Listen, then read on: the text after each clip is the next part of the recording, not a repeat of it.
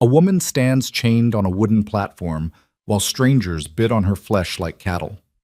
Her infant daughter cries in her arms. The year is 1873, and this is America. But when a mysterious cowboy offers a fortune to buy them both, everything changes because he doesn't want to own her. He wants to save her. If you want to know how a single act of defiance on an auction block became the greatest love story the Montana Territory ever witnessed, stay with me until the very end. And comment below with the city you're watching from. I want to see how far Lena's story travels across this world. The autumn wind cut across the town square of Bitterroot Falls like a surgeon's blade, precise, cold, and utterly indifferent to the suffering it caused. Lena Markham stood on the auction block with her arms wrapped protectively around her 6-month-old daughter, Clara, feeling the weight of 100 hostile eyes boring into her skin. The wooden platform beneath her boots was scarred and splintered from years of use, stained dark in places she didn't want to think about. Above her head, a hand-painted sign swung in the wind. Public auction, livestock and property. She was the property. Lot 17, the auctioneer announced, his voice booming across the gathered crowd like thunder before a storm. He was a portly man with mutton-chop whiskers that quivered when he spoke, dressed in a waistcoat that strained against his considerable girth. One female, age 23, healthy constitution, experienced in household management and needlework, comes with one infant girl child, 6 months. Opening bid, $50. Lena's stomach turned to ice.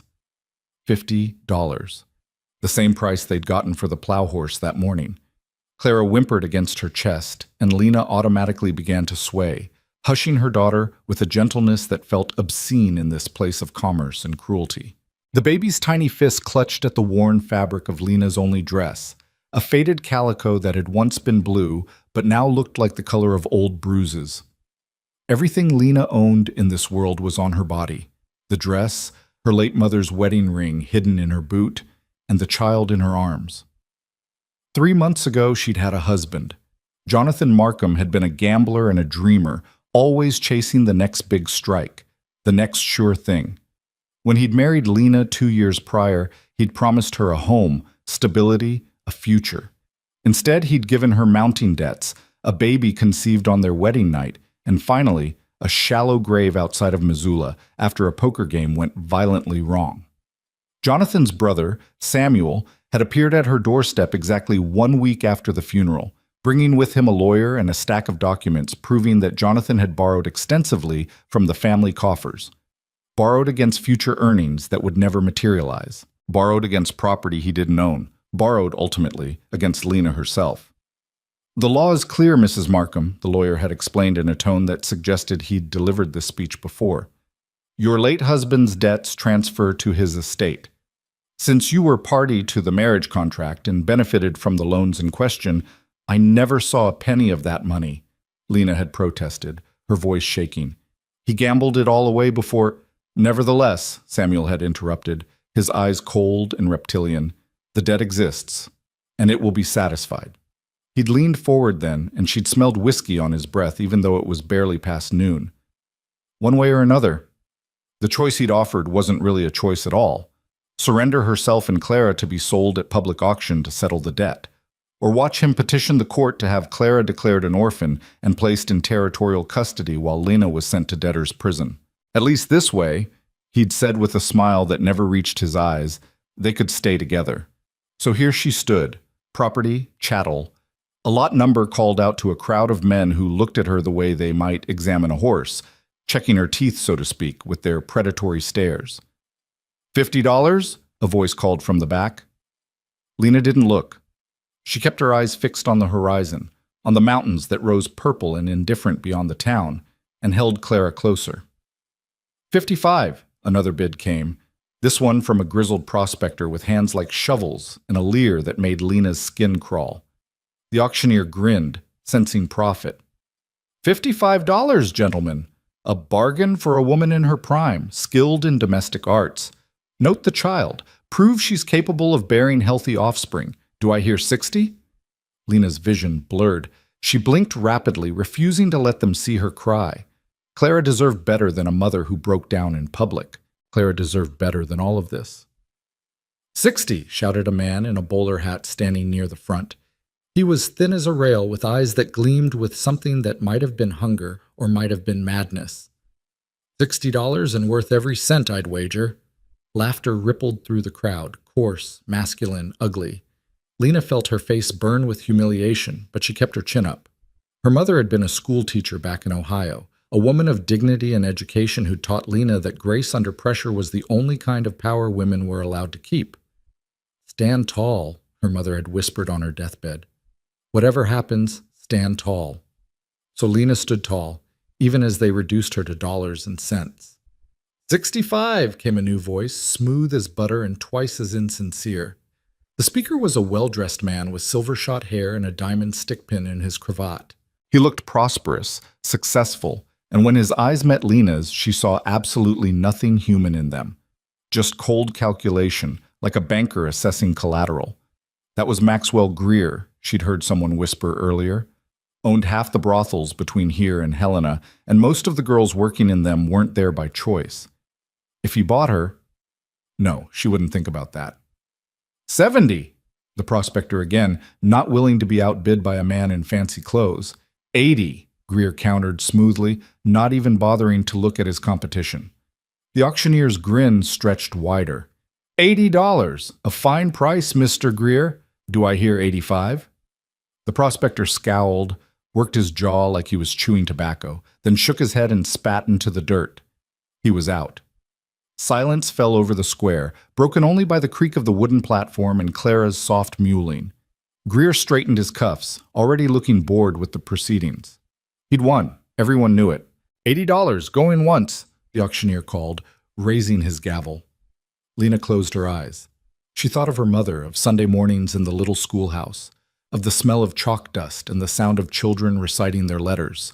She thought of the girl she'd been before Jonathan, before poverty and desperation had carved away everything soft and hopeful. She wondered if that girl would recognize the woman she'd become. Going twice? $500. The words cut through the square like a gunshot. Every head turned. Even Lena's eyes snapped open, searching for the source of that impossible sum. $500. A fortune. More money than most men in this territory saw in a year. It had to be a joke, a mistake, someone drunk and making noise. But then the crowd parted, and Lena saw him. He was tall, taller than any man present, with shoulders that strained the seams of his worn canvas coat. Dark hair fell to his collar, and a shadow of stubble covered a jaw that looked like it had been carved from the same granite as the mountains behind him.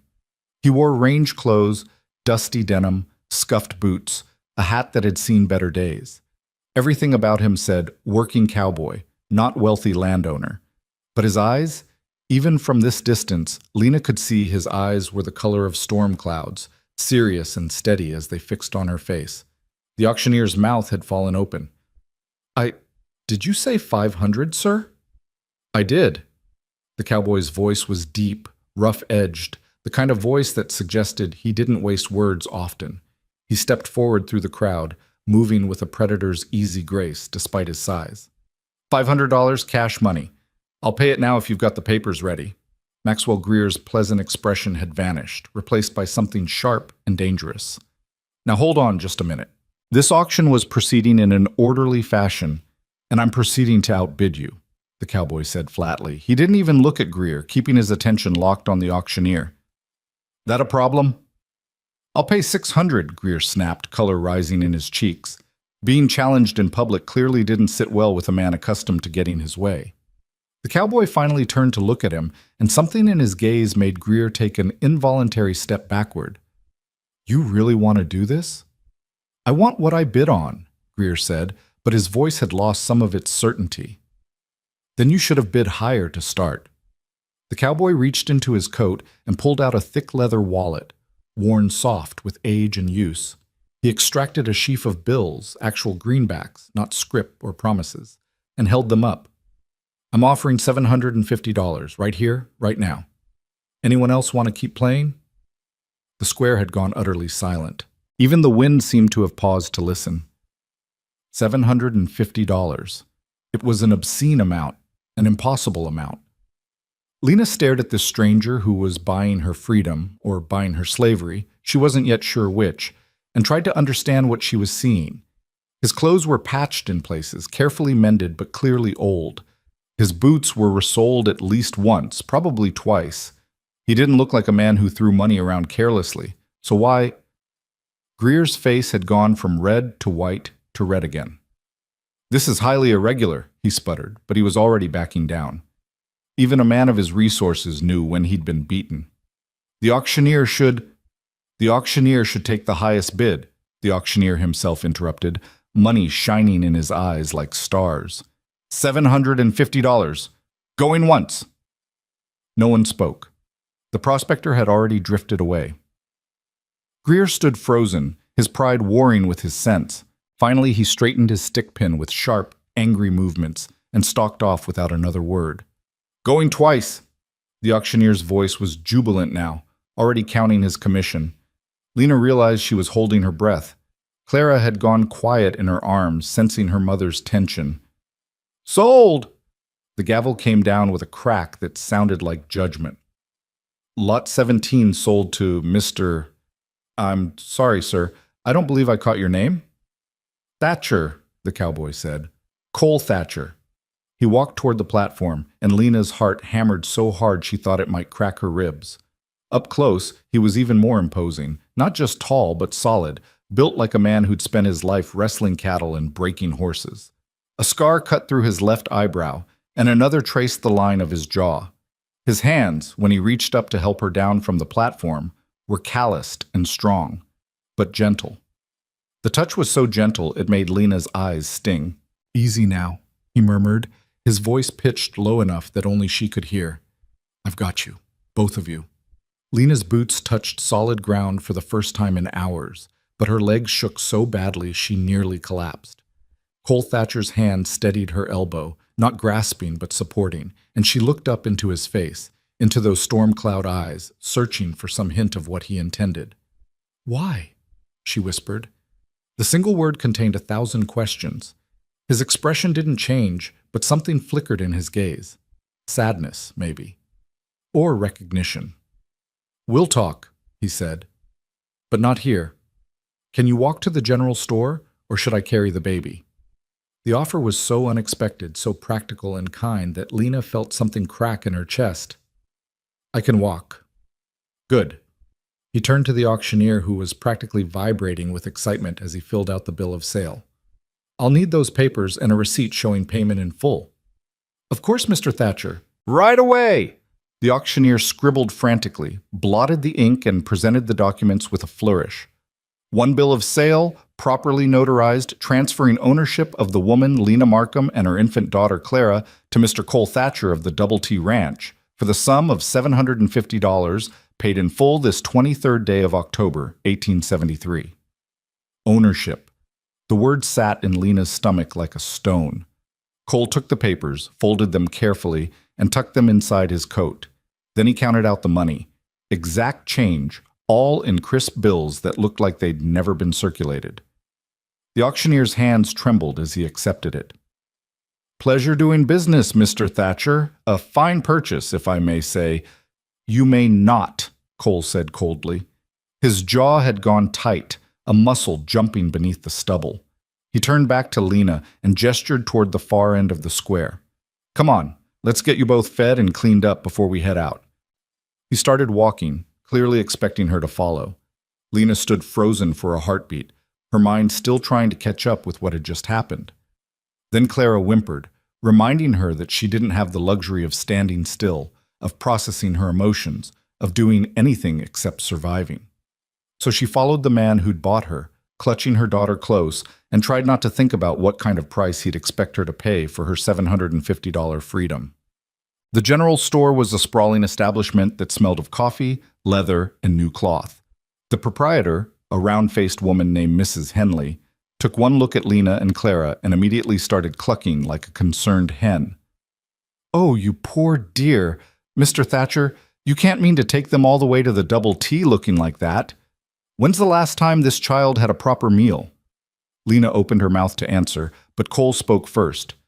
"She'll need traveling clothes. Something warm and practical, boots that fit proper, a coat for the baby, and blankets. Whatever else you think necessary for a woman and infant making a 2-day journey. Mrs. Henley's eyes went wide. Goodness, that's quite the order. It'll cost— I don't care what it costs. Cole was already pulling out his wallet again, and Lena realized with a strange jolt that he'd brought far more than $750 to town today. Just get her outfitted right. And food, put together provisions for the trail. Coffee, beans, bacon. Enough for 3 people for 3 days. 4 people, a gruff voice corrected from the doorway. A lean, weathered man in his 50s stepped inside, his face creased by sun and smile lines in equal measure. You ain't leaving me behind in this town, boss. Too many saloons, too much temptation. Cole's severe expression softened just slightly. Lena, this is Tom Jessup. He's my ranch foreman and has been keeping me out of trouble for the better part of a decade. Not always successfully. Tom, this is Mrs. Markham and her daughter Clara. Tom tipped his hat, his eyes kind. Pleased to meet you, ma'am. Don't let the boss's sour face fool you. His bark's worse than his bite. Debatable, Cole muttered, but there was affection in his tone. Mrs. Henley was already bustling around the store, pulling fabric and ready-made garments from shelves. Come with me, dear. We'll get you fixed up in the back room. Mr. Thatcher, you gentlemen can wait out here. This is ladies' business now. Before Lena could protest, she found herself shepherded into a small room behind the counter, where Mrs. Henley helped her out of her threadbare dress and into a split riding skirt made of sturdy brown wool, a cream-colored blouse that actually fit her, and a leather vest that provided surprising warmth. There were new undergarments, thick stockings, and boots that didn't pinch. Mrs. Henley even found a soft flannel gown for Clara and a hooded coat lined with rabbit fur. There now, the older woman said, standing back to survey her work. That's much better. You look almost human again, if you don't mind me saying. Lena stared at her reflection in the small mirror propped on a shelf. She barely recognized herself. For 3 months, she'd been wearing the same dress, sleeping in barns and under bridges, eating whatever scraps she could find or steal. She'd stopped looking at her own face, stopped thinking of herself as anything but a burden dragging Clara toward an inevitable bad end. But now she looked like a person again. A woman with clear eyes and clean skin and clothes that fit. Why is he doing this? She asked quietly, meeting Mrs. Henley's gaze in the mirror. Men don't spend this kind of money without expecting something in return. Mrs. Henley's expression turned thoughtful. I've known Cole Thatcher for 5 years, ever since he bought the double T from old man Thornton. He's a hard worker, honest as they come, and he don't suffer fools. But more than that, she paused, choosing her words carefully. He's got a powerful sense of what's right and what's wrong. Can't abide seeing something wrong happen if he's got the power to stop it. So this is charity. The word tasted bitter in Lena's mouth. No, honey, I think this is justice. Mrs. Henley squeezed her shoulder gently. Give him a chance. Listen to what he has to say. I don't think you'll regret it. When they emerged from the back room, Cole was standing by the window, looking out at the darkening street. He'd bought coffee for himself and Tom, and they'd been talking in low voices that cut off when Lena appeared. Both men stood immediately, old-fashioned courtesy that felt strange and foreign after months of being treated like cargo. Cole's eyes traveled over her new outfit, and something shifted in his expression, approval maybe, or satisfaction that she was properly equipped for the journey ahead. Better? Yes, thank you. The words felt inadequate, but they were all she had. We should eat before we head out. Tom secured us rooms at the boarding house for the night. Separate rooms, he added quickly, seeing something flicker across Lena's face. We'll leave at first light. It's a 2-day ride to the ranch, maybe less if the weather holds. Mrs. Henley had packaged everything, the old dress, the new provisions, extra blankets for Clara. Cole paid without batting an eye, adding a generous tip that made the proprietor flush with pleasure. Then they walked through the gathering dusk to a small restaurant that served beef stew and fresh bread, and Lena sat at a real table for the first time in what felt like a lifetime. Clara, fed and warm, fell asleep in Lena's arms. Tom excused himself to check on the horses, and Cole sat across from Lena in the lamplight, nursing a cup of coffee and watching her with those steady, unreadable eyes. You have questions, he said finally. Not a question. A statement. Lena set down her spoon. Her hands were shaking slightly, from exhaustion or nerves or both. I have hundreds of questions, but I'll start with the most important one. What do you want from me? Cole was quiet for a long moment.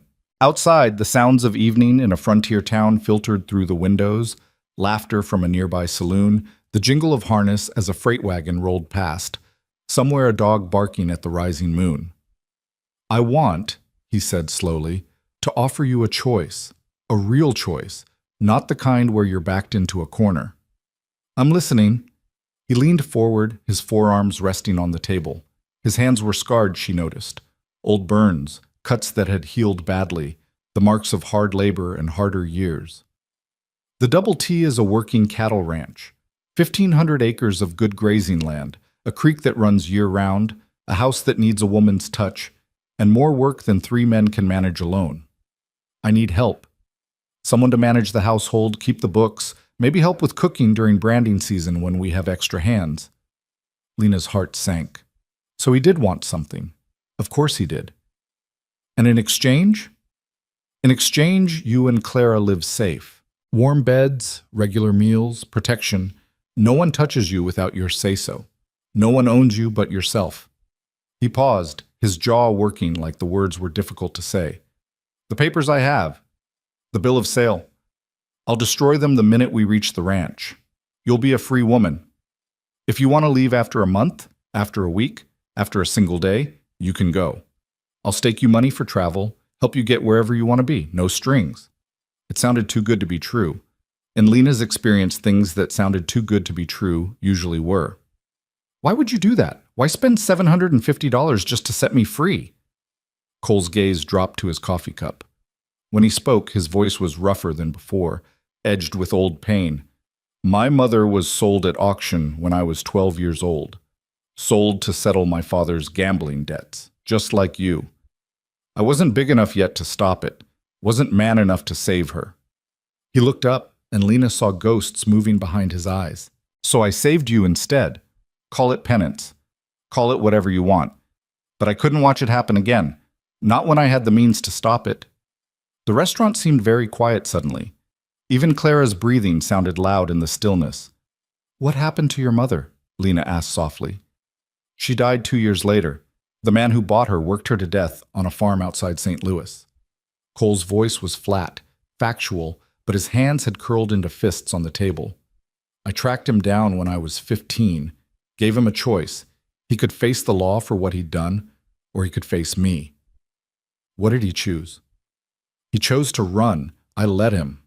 A ghost of a smile touched Cole's mouth, cold and humorless. But I made sure everyone in 3 counties knew what kind of man he was. Last I heard, he died alone and broke, with no one willing to help him. Not justice, maybe, but close enough. Lena studied the man across from her. This stranger who'd paid a fortune for her freedom, who carried his mother's death like a weight around his neck, who offered her choices when the world had spent months stripping every choice away. If I agree to this arrangement, she said carefully, what exactly would you expect from me? You said household management. Is that all? Cole met her gaze steadily. That's all. I sleep in the foreman's cabin with Tom. You and Clara get the house. You'll have privacy, safety, and my word that I'll never ask you for anything you're not willing to give freely. And if I do want to leave, you said you'd help me. Where would I go? Wherever you want. I've got contacts in Denver, San Francisco, even back east if that's your preference. I'll write letters of reference, provide traveling money, make sure you've got a fair start wherever you land. He paused. But I hope you'll stay, at least for a while. See if maybe the Double T could be a home for you and your daughter. A home. Lena couldn't remember the last time she'd had one of those. The room she'd shared with Jonathan had never felt like home. It had been a way station, a temporary shelter before the next move to the next town chasing the next dream. Before that, home had been with her mother, in the little cottage behind the schoolhouse. But her mother had been dead for 3 years now, and that cottage had been sold to pay for the funeral. Clara stirred in her arms, making small, contented sounds. Her daughter deserved a home, deserved safety and warmth, and the chance to grow up without fear. I'll try, Lena said finally. I'll come to your ranch and I'll try, but I'm not making any promises beyond that." "Fair enough." Cole stood and extended his hand across the table. "Not a demand, not a command, an offer." "We've got a deal then, Mrs. Markham." Lena shifted Clara to one arm and reached out. Her hand was small in Cole's, dwarfed by his calloused palm and long fingers, but his grip was warm and firm and steady. "We have a deal, Mr. Thatcher." The boarding house was clean and respectable, run by a widow named Mrs. Patterson, who showed Lena to a second-floor room with a real bed, a washstand, and a window overlooking the street. Cole carried up their packages, the new clothes, the provisions, a small crib that Mrs. Henley had insisted Clara needed. "Breakfast is at 6, he said from the doorway, not crossing the threshold. "We'll want to be on the road by 7 to make good time. Tom's in the room across the hall if you need anything during the night. I'm downstairs." "Where will you sleep?" The question slipped out before Lena could stop it. "Common room." "Don't worry, I've slept in worse places." He tipped his hat. "Get some rest, Mrs. Markham. Tomorrow's going to be a long day." He closed the door quietly, leaving Lena alone with her daughter in a room that felt almost decadently comfortable after months of hard ground and thin blankets.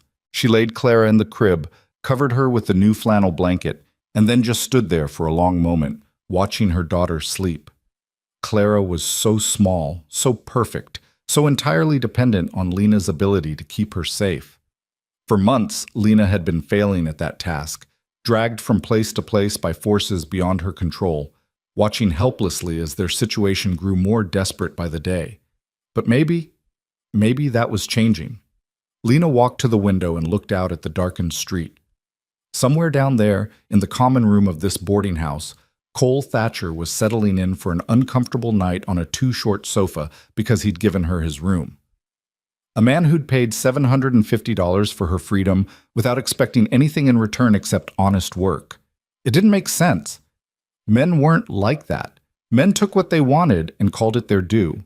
Except Cole's mother had been sold at auction when he was 12, and he'd spent his life since then trying to make that wrong right. "Give him a chance," Mrs. Henley had said. "Listen to what he has to say." Lena undressed slowly, put on the nightgown Mrs. Henley had included in the packages, and climbed into the bed. The mattress was soft, the sheets clean, the pillow filled with real feathers instead of straw. It felt like sinking into a cloud.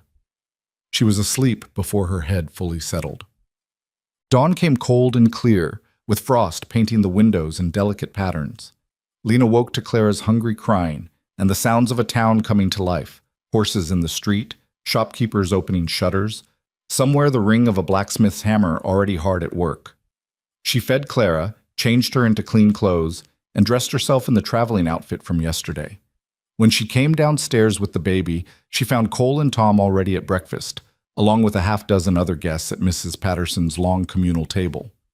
"Morning," Cole said, rising when he saw her. The courtesy seemed automatic, bone deep. "Sleep well?" "Better than I have in months." Lena took the seat he indicated, accepting a plate of eggs and bacon from Mrs. Patterson. "Thank you. For the room." "You're welcome." He returned to his own breakfast, eating with the efficient speed of a man who had places to be. Tom was more talkative, regaling the table with stories about the double T, how they'd had a late-season calf crop that was looking strong, how the creek was running clear after the September rains, how the house's roof had finally stopped leaking after 3 years of Cole's attempts to patch it properly. "Of course, the inside could use some attention," Tom added with a meaningful glance at Lena. "Cole here's got no eye for comfort. His idea of decoration is hanging his rifle over the mantel and calling it a day." Several people chuckled. Cole just shrugged. "House serves its purpose." "A house should be more than functional," Mrs. Patterson chimed in. She was a woman who clearly believed in expressing opinions. "It should be a home, somewhere you want to return to at the end of a hard day." "Which is exactly why we're hoping Mrs. Markham here might take an interest in the place," Tom said smoothly. "Woman's touch and all that." Lena felt multiple pairs of eyes turn her way, curious, speculating. She focused on her eggs, feeding small bites to Clara, and tried to ignore the weight of their attention. After breakfast, they loaded their provisions onto 2 horses, a sturdy bay gelding for Cole and a gentle sorrel mare for Lena. Tom rode a rangy buckskin that looked like it had been everywhere and seen everything. Cole fashioned a sling from a blanket so Lena could carry Clara safely while riding, showing her how to adjust it for comfort and balance. "We'll take it slow," he promised. "No need to push hard. If you need to stop, say so." They left Bitterroot Falls as the sun cleared the eastern mountains, painting the sky in shades of pink and gold. Lena looked back once, seeing the town laid out behind them, the auction square where she'd stood yesterday, the general store, the boarding house, places that had witnessed her lowest moment and the strange, unexpected turning point that followed. Then Cole nudged his horse forward, and Lena followed, riding west toward the mountains and the ranch called Double T and a future that felt as uncertain and as promising as the vast Montana sky stretching overhead. The first day's ride took them through country that grew progressively wilder and more beautiful. They followed a stage road for the first few hours, passing occasional ranches and homesteads where children played in yards and smoke rose from chimneys. But gradually the settlements thinned, the road narrowed to a trail, and they entered land that felt untouched by human hands.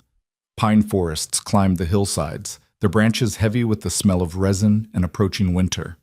Creeks tumbled down from high country, their water so clear Lena could see individual stones on the bottom when they stopped to let the horses drink. Eagles circled overhead, riding thermals that were invisible to human eyes, but carved visible patterns in their soaring flight. Cole rode with the easy competence of a man born to the saddle, his attention constantly scanning their surroundings. Not nervous, but watchful. Tom ranged ahead and behind, appearing and disappearing like a ghost, checking the trail and doubling back to report what he'd seen. "Country's quiet," he told Cole during one of these reports. "No fresh signs of trouble. Might actually get you home without incident for once." "Don't jinx it," Cole replied, but there was a hint of amusement in his voice. Around midday, they stopped in a meadow where autumn grass grew thick and golden. Cole helped Lena dismount. His hands on her waist were gentle, impersonal, and spread blankets while Tom built a small fire for coffee. Clara woke from her drowsing and looked around with wide, curious eyes, seeing trees and sky and space for perhaps the first time in her short life. Lena sat with her daughter in her lap, drinking coffee from a tin cup and eating the sandwiches Mrs. Patterson had packed, and felt something strange and unfamiliar stirring in her chest. It took her a moment to recognize it. Peace. For the first time in as long as she could remember, she felt something approaching peace. "Beautiful country," she said softly, not really expecting an answer. But Cole, sitting nearby with his own coffee, nodded. "It is. Hard country, too. Winter here can kill you if you're not prepared, and spring floods have been known to wash away everything a man's built. But there's nowhere else I'd rather be." "How long have you had the ranch?" 5 years. Saved every penny working trail drives and railroad camps until I had enough for the down payment. Spent the next 3 years paying off the note.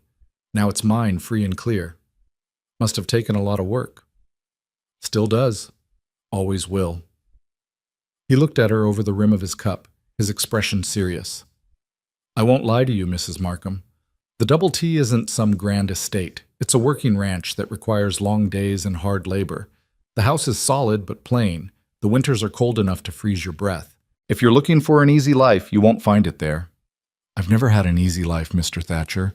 I'm not sure I'd know what to do with one if it appeared." Something that might have been respect flickered in his eyes. Fair point. They rested for another half hour, letting the horses graze and Clara play on the blanket, reaching for grass, fascinated by the texture and the way it moved in the wind. Then Cole banked the fire and they mounted up again, riding deeper into the wilderness as the sun tracked across the sky. Late in the afternoon, they reached a way station, a rough cabin maintained by the territory for travelers making this journey. It had a stable for horses, a stone fireplace, and rope beds with straw mattresses that had seen better days. But it was shelter, and shelter was enough. Tom took care of the horses while Cole built up the fire. Lena prepared a simple meal from their provisions: beans and bacon, cornbread cooked in a skillet, coffee strong enough to float a horseshoe. They ate as darkness fell outside and the temperature dropped, the fire casting dancing shadows on the cabin walls. "Tomorrow we'll reach the ranch by mid-afternoon," Cole said, "assuming weather holds and we make decent time." "I'm ready," Lena said. She wasn't entirely sure that was true, but she said it anyway. That night, she and Clara took one of the bunks while Cole and Tom shared another. Lena lay awake for a long time, listening to the men's breathing settle into the rhythm of sleep, listening to the wind outside and the crackle of the dying fire. Clara slept warm and safe against her side. Tomorrow she would see the double T. Tomorrow her new life would truly begin, whatever that life turned out to be. But tonight, she was warm and fed, and no one was hurting her. Tonight, Clara was safe. For now, that was enough. Yes, the second day dawned crisp and cold, with the promise of winter riding on the northern wind. They were on the trail by first light, and the landscape continued to change around them, more dramatic now, with rock outcroppings jutting like broken teeth and valleys opening up to reveal views that seemed to stretch all the way to eternity. Double T Land starts at that ridge, Cole said around mid-morning, pointing to a line of hills about a mile distant, runs west to the creek, north to the tree line, east to the stage road. All told, about 1,500 acres. It seemed impossible to Lena that one man could own that much space. But then, this was Montana territory. Land was the one thing there was plenty of, at least for those with the courage and resources to claim it. They crossed the ridge and descended into a valley so green it looked like someone had painted it. A creek wound through the center, lined with cottonwoods that had turned golden with autumn. In the distance, Lena could see buildings, a house, a barn, several smaller structures. The double T. As they drew closer, details emerged. The house was a long, low structure built of logs and river stone, with a wide porch and shuttered windows. Smoke rose from the chimney. Someone had been keeping the fire going in Cole's absence. The barn was massive, easily 3 times the size of the house, with a hayloft and corrals attached. There were outbuildings for tools, for chickens, for storage. A vegetable garden, now mostly harvested but showing signs of good management. Everything spoke of hard work, careful planning, and stubborn persistence. 3 men emerged from the barn as they rode up. Ranch hands, Lena guessed, judging by their worn clothing and weathered faces. They greeted Cole and Tom with easy familiarity, took charge of the horses, and carefully didn't stare at Lena even though their curiosity was obvious. "Boys, this is Mrs. Markham and her daughter Clara," Cole said. "They'll be staying in the main house. Mrs. Markham, these are my hands, Billy Reese, Sam Holloway, and Jack Chen." The men touched their hat brims, murmuring polite greetings. Billy looked barely old enough to shave. Sam was middle-aged with kind eyes, and Jack was a lean Chinese man whose presence on a Montana ranch spoke to either remarkable tolerance on Cole's part or remarkable skill on Jack's. "Pleased to meet you, ma'am," Sam said. "We'll get your things unloaded and brought up to the house." "I can help," Lena started, but Cole shook his head. "You've been riding for 2 days with an infant. Go inside, get warm, look around. The boys and I will handle the unloading." He led her up the porch steps and opened the door to the main house. Lena stepped inside and stopped. The interior was exactly what Tom had described. Functional. A large main room with a stone fireplace dominated the space, furnished with handmade furniture that was sturdy but plain, a table, chairs, a bench. The kitchen area was well equipped but clearly organized by someone who valued efficiency over aesthetics. A rifle hung over the mantel, as predicted. The floors were clean swept wood, the windows let in good light, but there wasn't a curtain or a decoration in sight. "Told you it needed a woman's touch," Tom said from behind her, carrying in the first load of supplies. "It's practical," Lena said diplomatically. "It's a bachelor's cave," Tom corrected cheerfully. "But it's got good bones. 3 bedrooms down that hall, a root cellar, a decent well. Cole built most of it himself his first year here." The bedrooms, when Lena investigated, were equally Spartan. Beds with plain blankets, a dresser, hooks on the wall for clothes. But the beds were solid, the blankets clean, and the windows looked out on views that would make any artist weep. Lena chose the smallest bedroom for herself and Clara, not because it was the least impressive, but because it had a window facing east to catch the morning sun, and because there was something appealing about a cozy space after months of having no space at all. The men brought in her belongings, the new supplies, wood for the fire. Cole showed her the root cellar, the spring house where they kept milk and butter cool, the chicken coop that provided eggs. Everything was organized, maintained, functional. "You said you'd destroy the bill of sale," Lena said when the unpacking was done, and they had a moment of relative privacy in the main room. Clara was sleeping in a basket by the fire, exhausted from 2 days of travel. Cole reached inside his coat and pulled out the folded papers. For a moment he looked at them, his expression unreadable. Then he walked to the fireplace and tossed them into the flames. The paper caught immediately, curling and blackening, the ink running like tears before it all dissolved into ash and smoke. "You're free, Mrs. Markham," Cole said quietly. "Free to stay, free to go, free to make your own choices." "I meant what I said, every word." Lena watched the last fragments of the bill of sale disappear up the chimney. With them went the legal claim to her person, the document that had made her property. She was free. The weight of it, the responsibility and the terror and the overwhelming possibility nearly brought her to her knees. "Thank you," she whispered. The words were inadequate, insufficient, but they were all she had. Cole's expression softened. He looked like he wanted to say something more, but Tom appeared in the doorway at that moment, breaking the spell. "Boss? Sam says one of the fence lines is down on the north pasture. Want to ride out and check it before dark?" "Yeah." Cole grabbed his hat and gloves from hooks by the door. He paused, looking back at Lena. "Make yourself at home. If you need anything, Sam's good with domestic questions. His wife ran their household for 20 years before she passed. And Tom knows where everything is stored." Then he was gone, boots heavy on the porch steps, calling instructions to the hands about which tools they'd need. Lena stood in the center of the main room, her room now, at least temporarily, and looked around at the space that might possibly become her home. It was quiet here. Safe. The fire crackled cheerfully. Clara slept peacefully, and through the windows she could see mountains standing guard over the valley like ancient sentinels. For the first time in 3 months, Lena allowed herself to hope. Maybe, just maybe, she and Clara would be all right. The days that followed settled into a rhythm that felt almost normal. Lena woke with the sun, fed Clara, and then set about learning the routines of the double T. Cole was gone most of each day, working with his hands to manage the cattle, repair fences, prepare for the coming winter. But at dawn and again at dusk, he appeared at the house for meals that Lena prepared with ingredients from the root cellar and the smokehouse.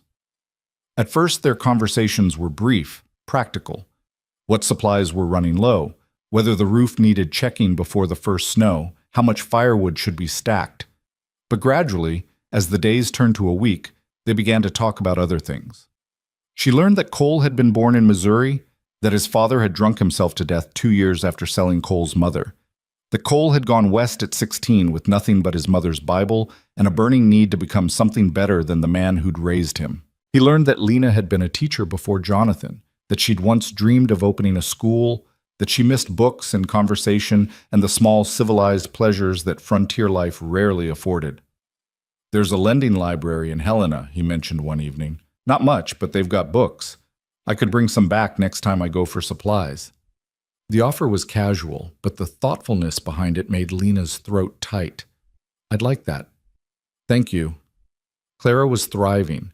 The regular meals and warmth agreed with her. She was smiling now, reaching for things, making cooing sounds that might someday become words. Sam's wife had left behind a cradle, and it rocked by the fire each evening while Lena cleaned up after dinner. The hands, Billy, Sam, and Jack, treated Lena with careful respect. They tipped their hats when they passed her, spoke politely, and never once made her feel like an object or an inconvenience. Tom was a constant presence, checking on her needs, offering help with heavy tasks, keeping up a stream of cheerful commentary that made the work lighter. It was, Lena had to admit, a good life. Hard work, yes, washing clothes by hand, cooking over a wood stove, keeping house without any of the conveniences she'd once taken for granted. But honest work, safe work. And Cole? Cole was a puzzle she couldn't quite solve. He was unfailingly courteous, but never familiar. He worked from dawn to dusk and beyond, pushing himself harder than he pushed any of his men. He slept in the foreman's cabin as promised, giving Lena complete privacy in the main house. He never touched her except to help her mount a horse or steady her on rough ground. And even then, his touch was brief and impersonal. But sometimes she caught him watching her with an expression she couldn't quite read, something that might have been longing or might have been simply thoughtfulness. And at night, when they sat by the fire after dinner and Clara slept in her cradle, Lena found herself acutely aware of his presence, the way his hands moved when he whittled a piece of wood, the rare smile that transformed his severe face, the deep rumble of his voice when he told stories about the early days of the Double T. She was beginning to understand that Cole Thatcher was a deeply good man. Not perfect. He had a temper, though she'd never seen it directed at anything but inanimate objects that refused to cooperate, and he carried shadows that sometimes darkened his eyes. But good. Fundamentally, bone-deep good. And that scared her more than any cruelty could have, because Lena was starting to feel things she had no right to feel. Gratitude? Yes. Relief? Certainly. But also something warmer. Something that made her heart beat faster when she heard his step on the porch. Something that made her care about whether he liked the dinner she'd prepared, whether he was warm enough in the cabin, whether the weight he carried could ever be eased. She told herself it was just the natural result of kindness after months of fear, that any woman in her situation would feel drawn to her rescuer, that it didn't mean anything real. But late at night, when Clara was asleep and the house was quiet, Lena would lie awake and wonder what would happen if she knocked on the door of the foreman's cabin.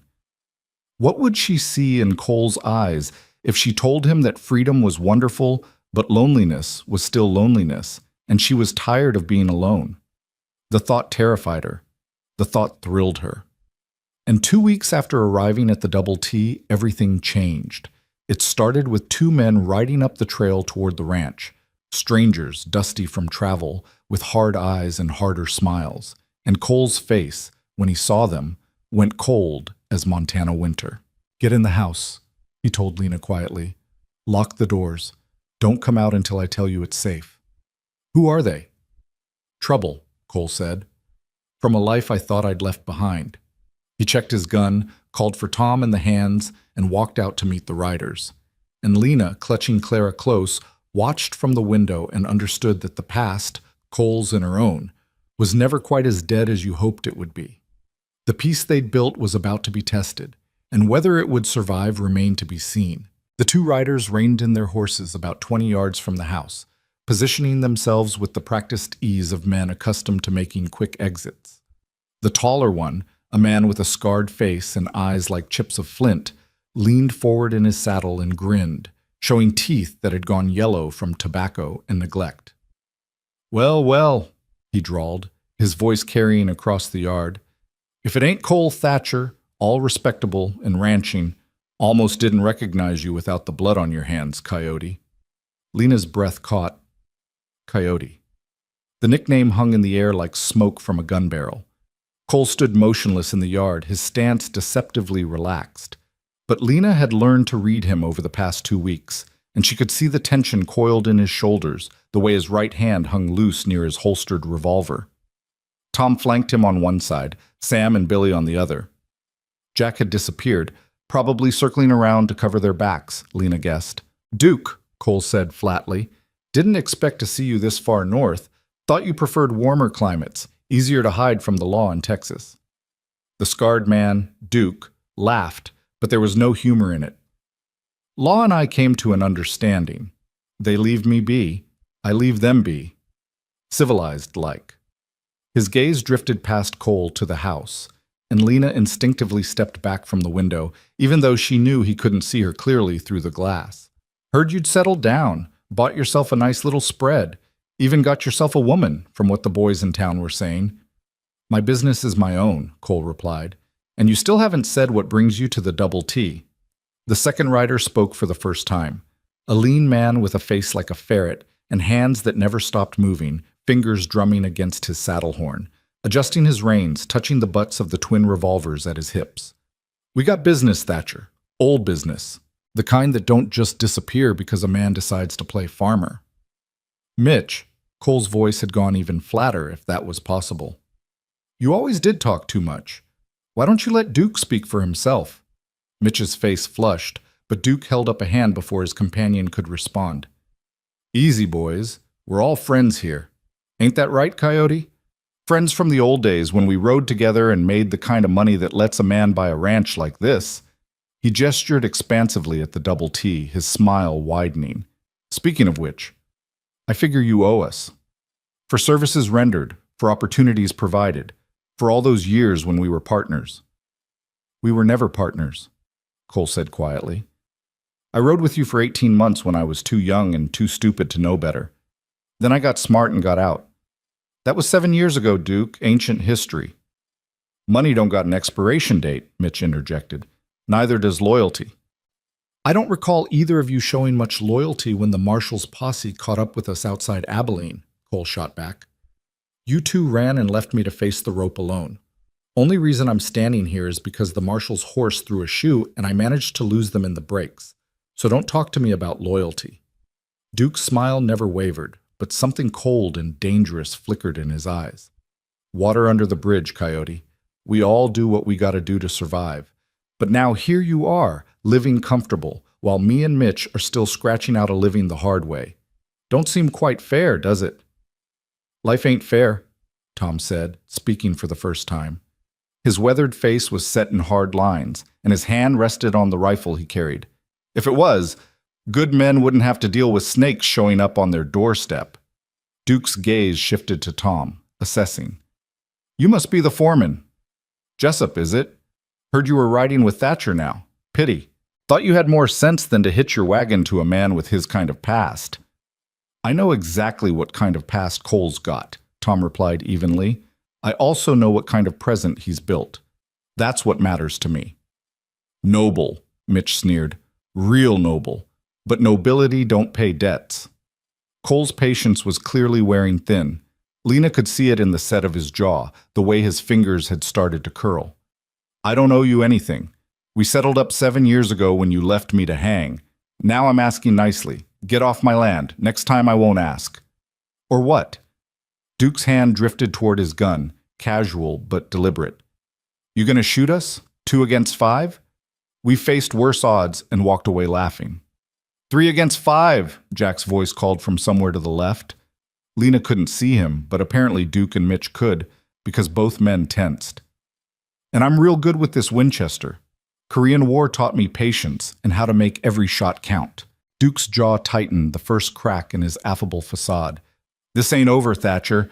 We came here civilized, offering you a chance to do right by old friends. You want to play it hard? We can play it hard. But you might want to think about that pretty woman in your house before you make any stupid decisions." The threat hung in the air like poison gas. Cole moved so fast Lena almost missed it. One moment he was standing still. The next he had his revolver out and leveled at Duke's chest, the hammer cocked back with a sound like breaking bones. "You listen to me very carefully," he said, his voice dropping to something barely above a whisper, but somehow more terrifying than any shout. "You can threaten me. You can threaten my ranch. You can even threaten my life. But you say one more word about her, and I will end you right here. Ancient history or not, partner or not, I will put you in the ground and sleep just fine afterward. Are we clear?" The yard had gone utterly silent. Even the wind seemed to have paused to listen. Duke stared at Cole for a long moment, and Lena saw him calculating, weighing options, considering consequences. Finally, he raised both hands in a gesture of surrender, though his smile had gone sharp as broken glass. "Crystal clear, Coyote. Crystal clear. No need to get excited. We're leaving."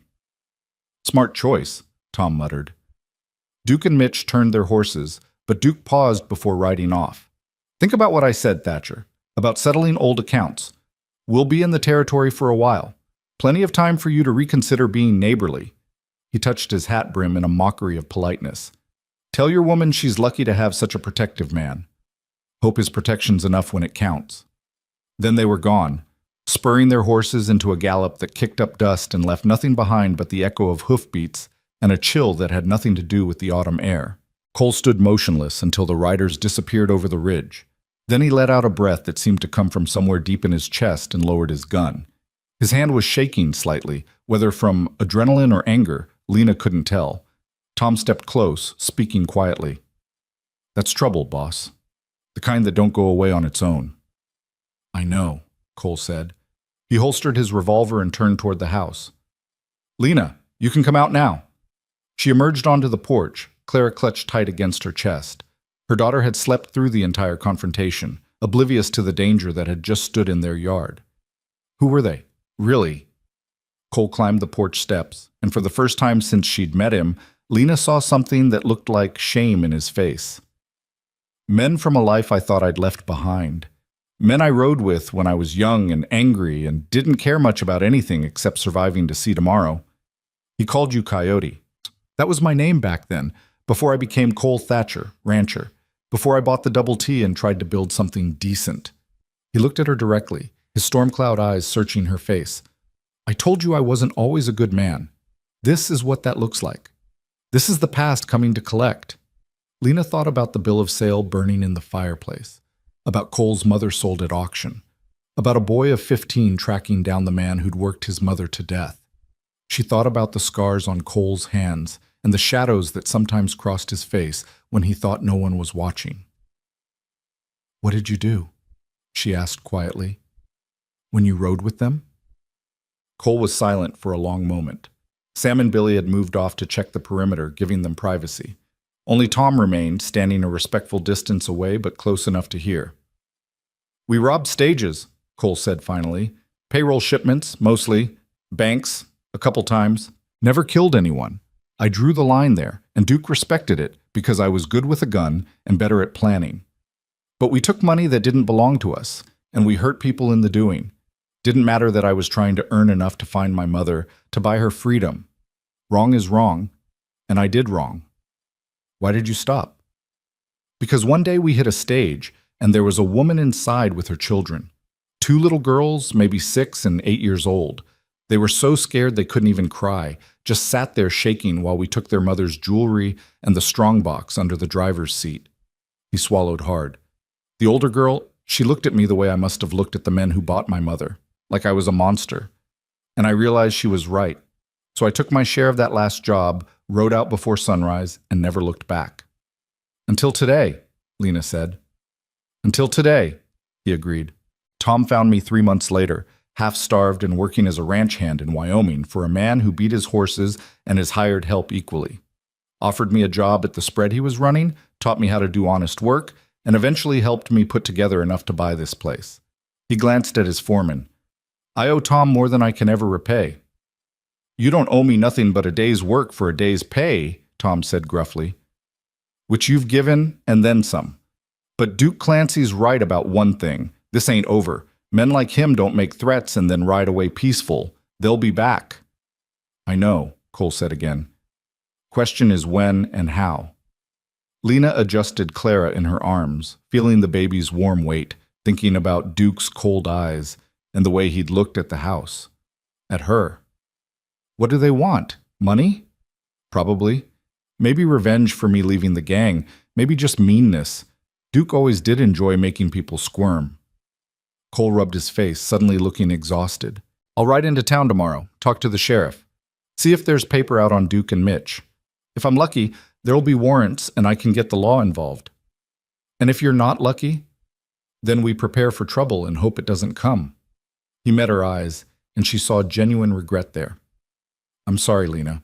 You came here for safety, and I brought danger right to your door. If you want to leave, if you want me to take you into Helena or wherever you'd feel secure, I'll understand. I'll make sure you and Clara have everything you need." The offer was sincere, Lena could tell. He would do it without hesitation, without making her feel guilty, without trying to convince her to stay. He would give her money and references and safe passage, just like he'd promised that first night in Bitterroot Falls. But something had shifted in the past 2 weeks. The double T had stopped feeling like a temporary refuge and started feeling like home.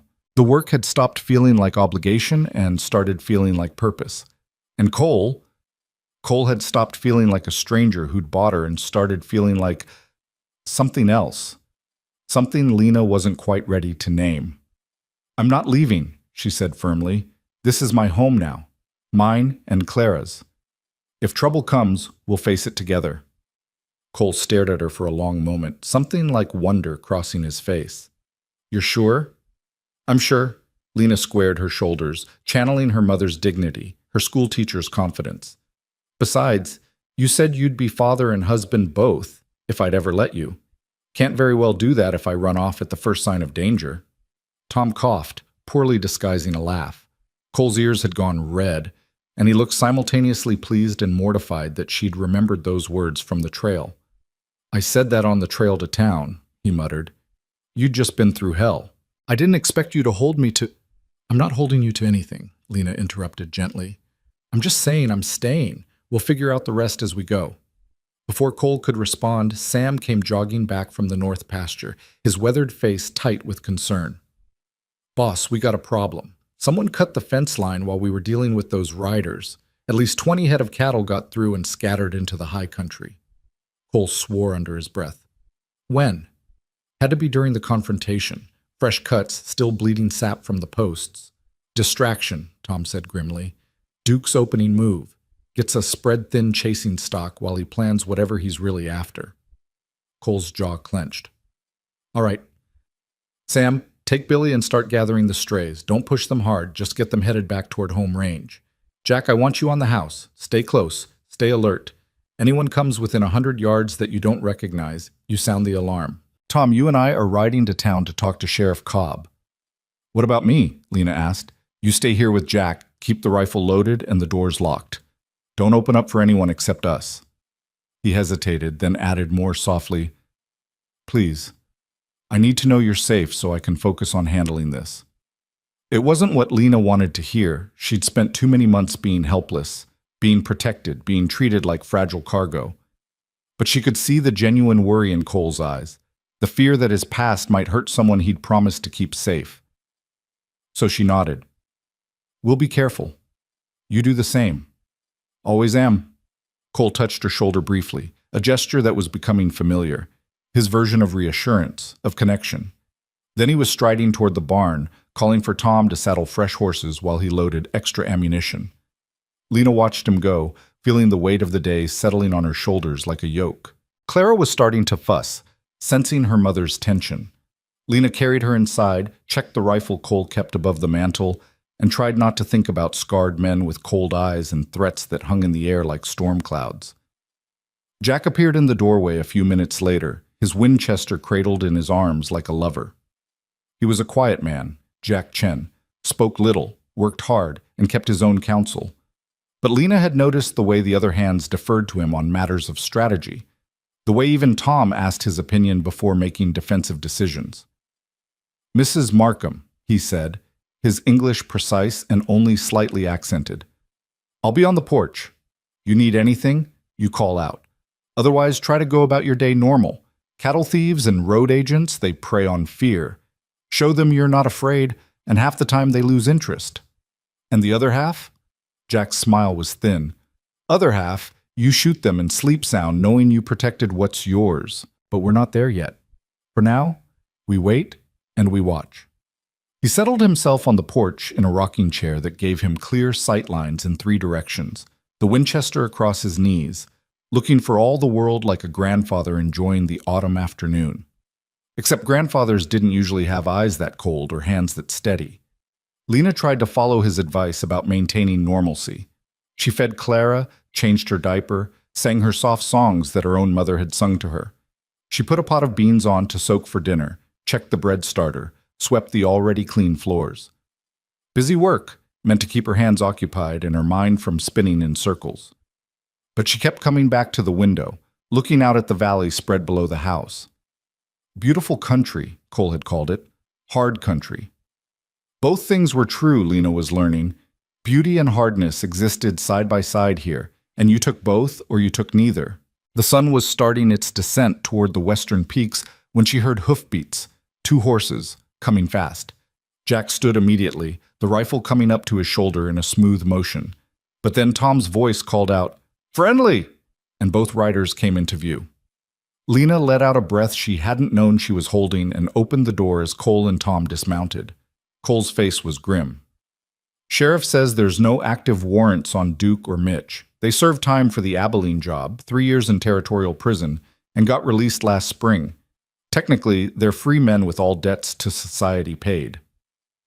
So the law won't help, Lena said. Law can't act on threats and a cut fence line, not unless Duke does something more concrete. Cole stepped inside, and Lena noticed he kept himself between her and the door, always protecting, always vigilant. But Cobb said he'd send a deputy out tomorrow to have a look around, document what happened. If Duke's still in the area and causes trouble, at least we'll have it on record. Tom closed the door behind them. Sam and Billy got most of the cattle back. 2 still missing, probably bedded down in the timber. They'll find them tomorrow. Good. Cole sank into a chair at the kitchen table, suddenly looking bone-tired. At least that's something. Lena poured coffee without being asked, set it in front of him along with the last of the morning's biscuits and some preserves. Simple food, but Cole accepted it with a nod of thanks and ate like he'd forgotten to feed himself all day. "What's the plan?" Lena asked, taking a seat across from him. Clara dozed in her basket by the fire, and the homey scene felt surreal against the backdrop of danger lurking just beyond the fence line. "We wait," Cole said. "We stay alert. We don't give Duke any openings." He looked at her, his expression serious. "And you don't go anywhere alone. Not to the hen house, not to the well, nowhere. If you need something outside the house, you take Jack with you. Understand?" "I'm not a child to be ordered around," Lena said mildly, but without heat. "But I understand the wisdom of caution. I'll be careful." "Not just careful. Careful isn't enough with men like Duke." Cole leaned forward, his hands wrapped around his coffee cup. "I've seen what he does to people he thinks have crossed him. He's not right in the head. Never has been. Gets ideas and can't let them go. If he's decided I owe him something, he won't stop until he collects, or until someone stops him permanently." "Then maybe someone should," Lena said quietly. Cole's eyes snapped to hers. "I won't kill a man in cold blood. I won't become what I was just to protect what I have. I wasn't suggesting murder. I was suggesting justice. Sometimes there's not much difference." He rubbed his face, and Lena saw the weight of old sins pressing down on him. "I've done things I'm not proud of, Lena. Things that would make you think twice about staying here if you knew the full truth. I can't add to that list unless there's no other choice." Tom, who'd been standing by the window keeping watch, spoke without turning around. "Man's got a right to defend what's his. That ain't murder, Cole. That's survival." "I know the difference," Cole said. "Question is whether Duke will force my hand or whether he'll get bored and move on to easier prey." "Men like Duke don't get bored," Tom replied. "They get hungry, and right now he's hungry for whatever he thinks you've got that he doesn't." The conversation was interrupted by the sound of horses in the yard, Sam and Billy returning from the roundup. Cole rose to meet them, stepping out onto the porch with Tom. Lena watched through the window as the men talked in low voices, gesturing toward the high country, probably discussing tomorrow's plans. She should have been frightened, Lena thought. She should have been packing her bags, preparing to flee to safety the way she'd fled from everything else in her life when it got too hard or too dangerous. But standing in this house that Cole had built with his own hands, looking at the land he'd claimed and gentled and made productive through years of hard work, watching him move among his men with the easy authority of a natural leader, Lena felt something she hadn't expected to feel ever again. She felt like she was exactly where she belonged. Later that night, after a quiet dinner and the evening chores were done, Lena sat by the fire with mending in her lap while Cole cleaned his guns at the kitchen table. Tom had taken first watch, circling the property with Jack. Sam and Billy were in the bunkhouse, resting before their turn at guard duty. Clara slept peacefully, unaware that the adults around her were preparing for possible violence. "Tell me about your mother," Lena said suddenly, breaking the comfortable silence. Cole's hand stilled on the revolver he was cleaning. "Why?" "Because you saved me in her name. Because I want to understand the man who would spend a fortune on a stranger's freedom." Lena set down her mending and met his gaze across the room. "Because if we're going to face trouble together, I should know what drives you." He was quiet for so long Lena thought he might not answer. Then he set down the gun and leaned back in his chair, his eyes distant with memory. "Her name was Catherine," he said softly. "Catherine Mary Thatcher. She was educated, had been a governess before she married my father, taught me to read and write and do sums before I was 6 years old. Used to read me poetry by candlelight and tell me stories about knights and honor and doing what's right even when it's hard. She sounds wonderful." "She was." Cole's voice roughened. "She was also married to a man who loved cards more than he loved his family. My father, James Thatcher, He was charming when he was sober and mean when he was drunk, and he was drunk more often than not toward the end. Lost everything we had one piece at a time. First the farm, then the horses, then the furniture. Finally, he ran out of things to sell except his wife. Lena's chest tightened. And you were 12. Almost 13, old enough to understand what was happening, but too young to stop it. He picked up the gun again, his hands moving through the familiar motions of reassembly without conscious thought. Man who bought her was named Hutchins, Orville Hutchins. Owned a big farm outside St. Louis, needed help because his own wife had died the previous winter. He promised my father he'd treat Ma well, that she'd be taken care of. But he didn't keep his promise. Worked her 18 hours a day, fed her scraps, beat her when she moved too slow. She lasted 2 years before her heart gave out. Cole's jaw clenched. I found out later she'd asked Hutchins to send for me, to let me visit. He told her I'd died of fever, told her I was gone, so she'd stop asking. Oh, Cole. Lena's eyes stung with tears for a woman she'd never known, for a boy who'd lost everything. I tracked him down when I was 15. Took me 2 years of following rumors and asking questions, but I found him. By then he'd sold the farm and was living in a boarding house in Kansas City, drinking himself to death one bottle at a time. Cole's smile was cold and humorless. I told him who I was, told him what he'd done to my mother, gave him the choice I mentioned before, face the law or face me. And he ran. He ran. But before he did, I made sure everyone in that boarding house, everyone on that street, everyone who'd do business with him knew exactly what kind of man Orville Hutchins was. Spread the word that he'd murdered a good woman through cruelty and lies. By the time I was done, he couldn't get a job cleaning stables or a room in the worst flophouse. Cole set down the gun, now fully reassembled and loaded. He died 6 months later, froze to death in an alley behind a warehouse. Some might call it justice. I just call it the natural consequence of his choices. Is that why you became Coyote? Why you rode with Duke? Partly. I was angry at Hutchins, at my father, at a world that let women be bought and sold like livestock. Duke offered me a way to hit back at that world, to take from people who had too much, seemed righteous at the time. He shook his head.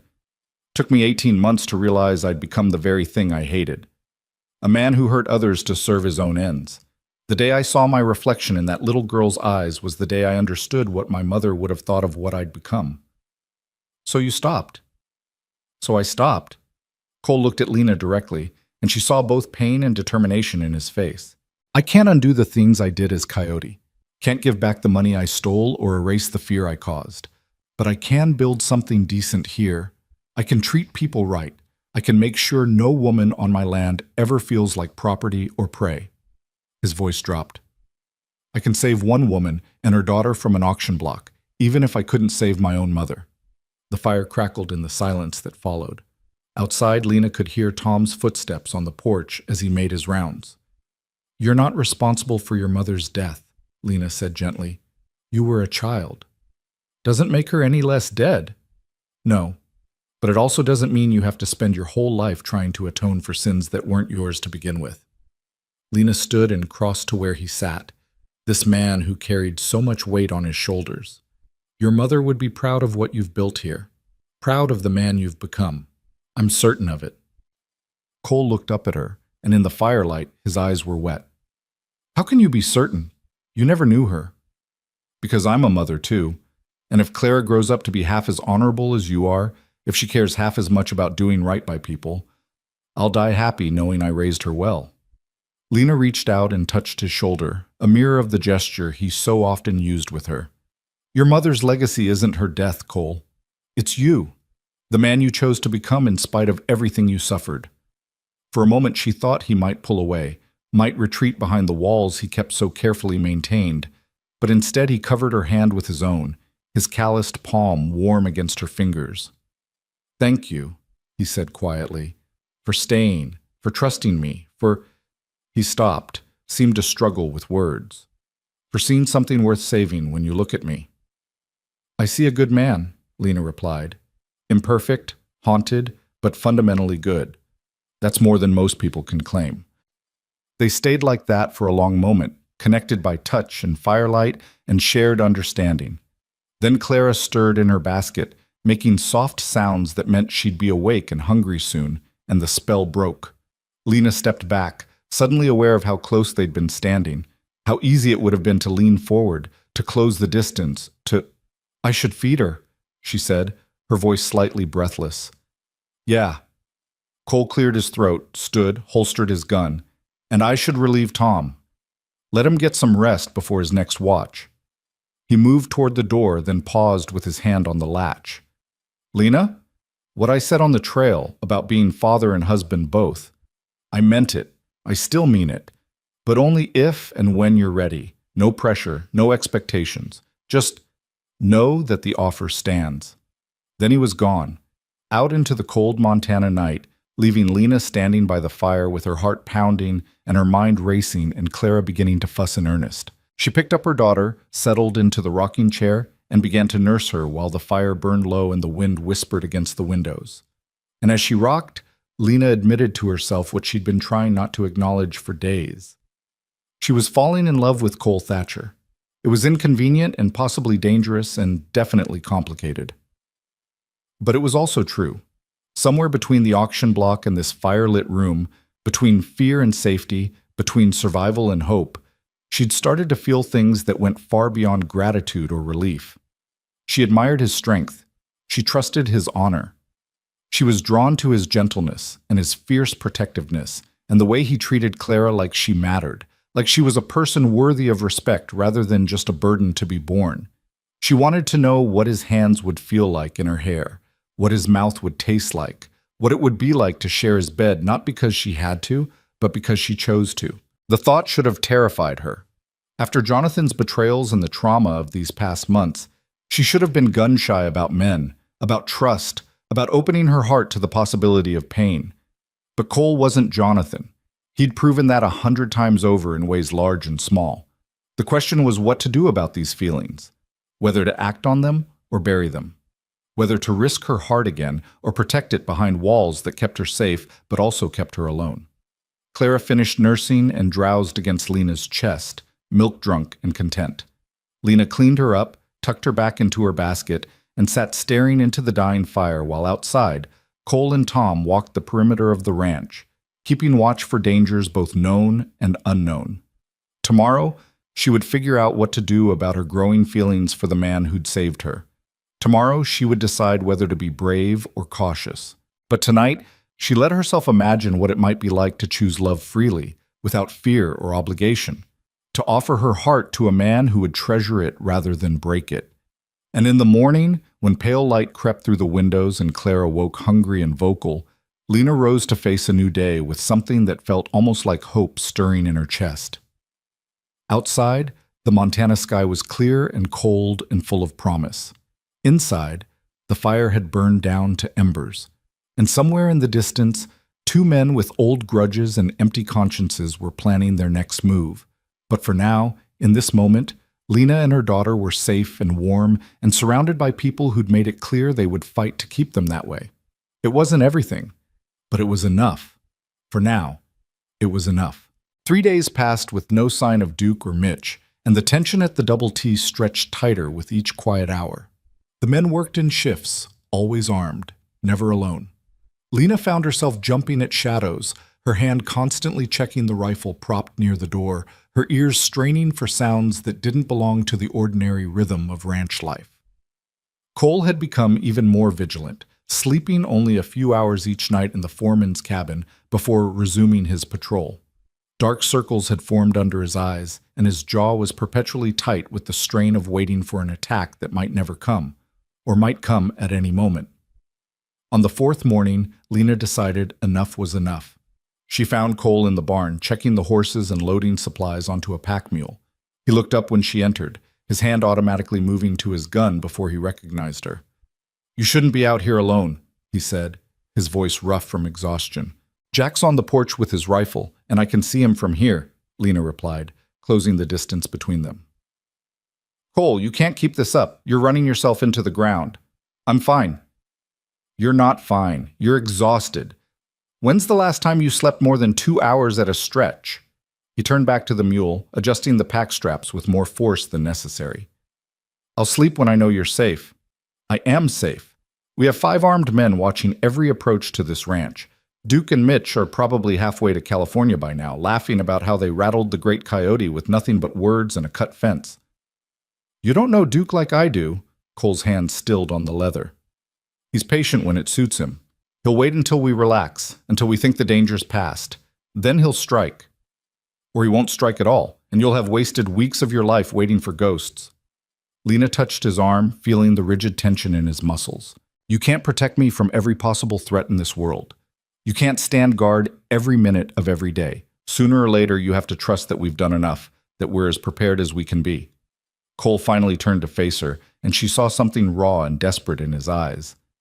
If something happens to you because I wasn't vigilant enough, because I let my guard down, then it won't be your fault, Lena interrupted firmly. It'll be the fault of the men who chose to do harm.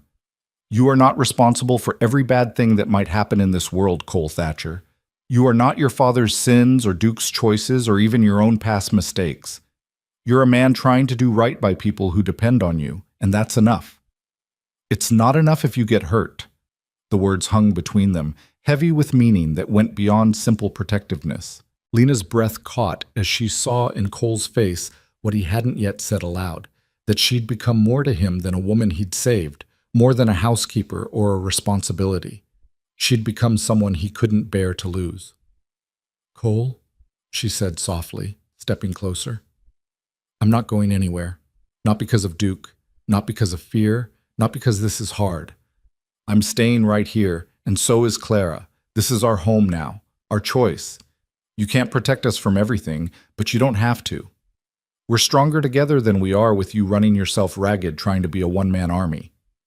He stared at her for a long moment, and she watched the internal struggle play out across his face. The need to control versus the exhaustion of trying, the fear versus the slowly dawning trust. I don't know how to do this, he admitted finally. How to care about someone without feeling like I have to single-handedly keep them safe from the whole damn world. You learn, Lena replied. Lena sighed. Same way you learned everything else worthwhile. One day at a time, making mistakes and trying again. She took his hand, lacing her fingers through his calloused ones. Let me help you, Cole. Let Tom and the others help you. You don't have to carry this alone. For a moment she thought he might pull away, might retreat into the stoic self-reliance that had kept him alive all these years. But then his shoulders sagged slightly, and he squeezed her hand with a gentleness that made her heart ache. All right, he said quietly. I'll try, but you have to promise me you'll be careful, that you won't take unnecessary risks. I promise. And you have to promise to sleep more than 2 hours tonight. A ghost of a smile touched his mouth. You drive a hard bargain, Mrs. Markham. I learned from the best, Mr. Thatcher. They stood there in the dusty barn, with sunlight streaming through the cracks in the walls, and the horses stamping softly in their stalls, and Lena felt the space between them charged with possibility. It would be so easy to lean forward, to rise up on her toes and press her lips to his, to turn this moment of connection into something more. But before she could decide whether to be brave, the barn door banged open and Billy came running in, his young face flushed with excitement. Boss, rider coming up the trail, fast. Tom says it looks like the deputy from town. The moment shattered. Cole's expression shifted from open to guarded in a heartbeat, and he released Lena's hand to check his gun. Stay close to the house, he told her. I'll see what Cobb's man wants. Lena followed him out into the yard where Tom and Jack had taken up defensive positions. The rider came into view, a lean man in his 30s wearing a deputy's badge and pushing his horse harder than was wise on the rough trail. He reined in near the porch, his mount blowing hard. Mr. Thatcher, Deputy Harrison, Sheriff Cobb sent me out with news. What kind of news? Cole's voice was flat, already bracing for bad tidings. Duke Clancy and Mitch Rowan hit the bank in Silver Creek yesterday afternoon. Killed one teller, wounded another, made off with nearly $3,000. Harrison wiped sweat from his forehead despite the cool morning air. Sheriff's forming a posse, but he wanted you to know in case they head this direction. Silver Creek's only about 20 miles southeast of here. Lena felt her stomach drop. So much for Duke being halfway to California. Anyone see which way they rode after the robbery? Tom asked. North, into the high country. Could be headed for the Canadian border, or could be circling back to settle whatever business they think they have here. Harrison's eyes moved to Lena, then back to Cole. Sheriff says to keep your people close and your guns loaded. These boys are wanted men now, federal charges for bank robbery and murder. That means marshals will be involved, bounty hunters too. Whole territory is going to be looking for them. Which makes them desperate, Cole said grimly. Desperate men do stupid things. Or smart things, depending on how you look at it. Harrison gathered his reins. Point is, they're armed, they're dangerous, and they've got nothing left to lose. Sheriff wanted me to check on all the isolated ranches, make sure folks know what they're dealing with. You got enough men to defend this place if they come calling? We'll manage, Tom said before Cole could answer. We've dealt with worse than a couple of bank robbers. Harrison nodded, clearly not interested in the details. I'll be at the Morrison place if you need backup. Sheriff's coordinating from town. Good luck, Mr. Thatcher. He wheeled his horse and was gone, leaving behind only dust and the weight of his news. Cole stood motionless for a moment, his jaw working. Then he turned to his men. All right, listen up. This changes things. Before we were dealing with threats and posturing. Now we're dealing with men who've committed murder and have everything to lose if they're caught. Sam, Billy, I want you to move the remuda closer to the barn, somewhere we can see them from the house. Jack, check all the ammunition stores and make sure the rifles are clean and loaded. Tom, I'll ride the property line. Look for any signs they've been scouting us, Tom finished. And I'll swing by the Morrison place. Let Harrison know we're coordinating with neighbors. Good. Cole's eyes moved to Lena. You and Clara are not leaving the house under any circumstances. I don't care if the hen house is on fire. You stay inside where we can protect you. Lena wanted to argue, to insist she could help, but the set of Cole's jaw told her this wasn't the time. Understood. The men scattered to their tasks, moving with the practiced efficiency of people who'd faced danger before. Lena went back inside with Clara, locked the door, and checked the rifle for the third time that morning. Then she sat at the kitchen table and tried to steady her shaking hands. She'd told Cole she wasn't afraid, that she wasn't going anywhere. But sitting alone in the quiet house with her infant daughter while men with guns prepared for possible violence, Lena had to admit the truth to herself. She was terrified. Not for herself, she'd faced worse than Duke Clancy and survived. But for Clara, who deserved to grow up without violence and fear. For Cole, who'd worked so hard to build a decent life and now faced losing it all because of sins committed in his youth. For the good men who worked this ranch and might die defending it. The morning crawled past with agonizing slowness. Lena tried to keep busy, feeding Clara, baking bread, mending clothes that didn't really need mending, but her ears strained for sounds from outside, for gunshots or shouting or any sign that Duke had made his move.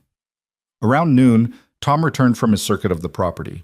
He came to the kitchen door and Lena let him in after he called out his name. Nothing, he reported, accepting the coffee she poured for him. No tracks, no signs, anyone's been watching the place. Either they're damn good at covering their trail or they haven't been here at all. Which do you think it is?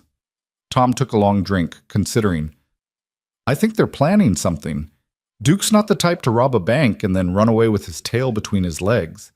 He'll want to finish whatever business he started here, especially now that he's got federal charges hanging over his head. A man with nothing to lose is the most dangerous kind. So we wait.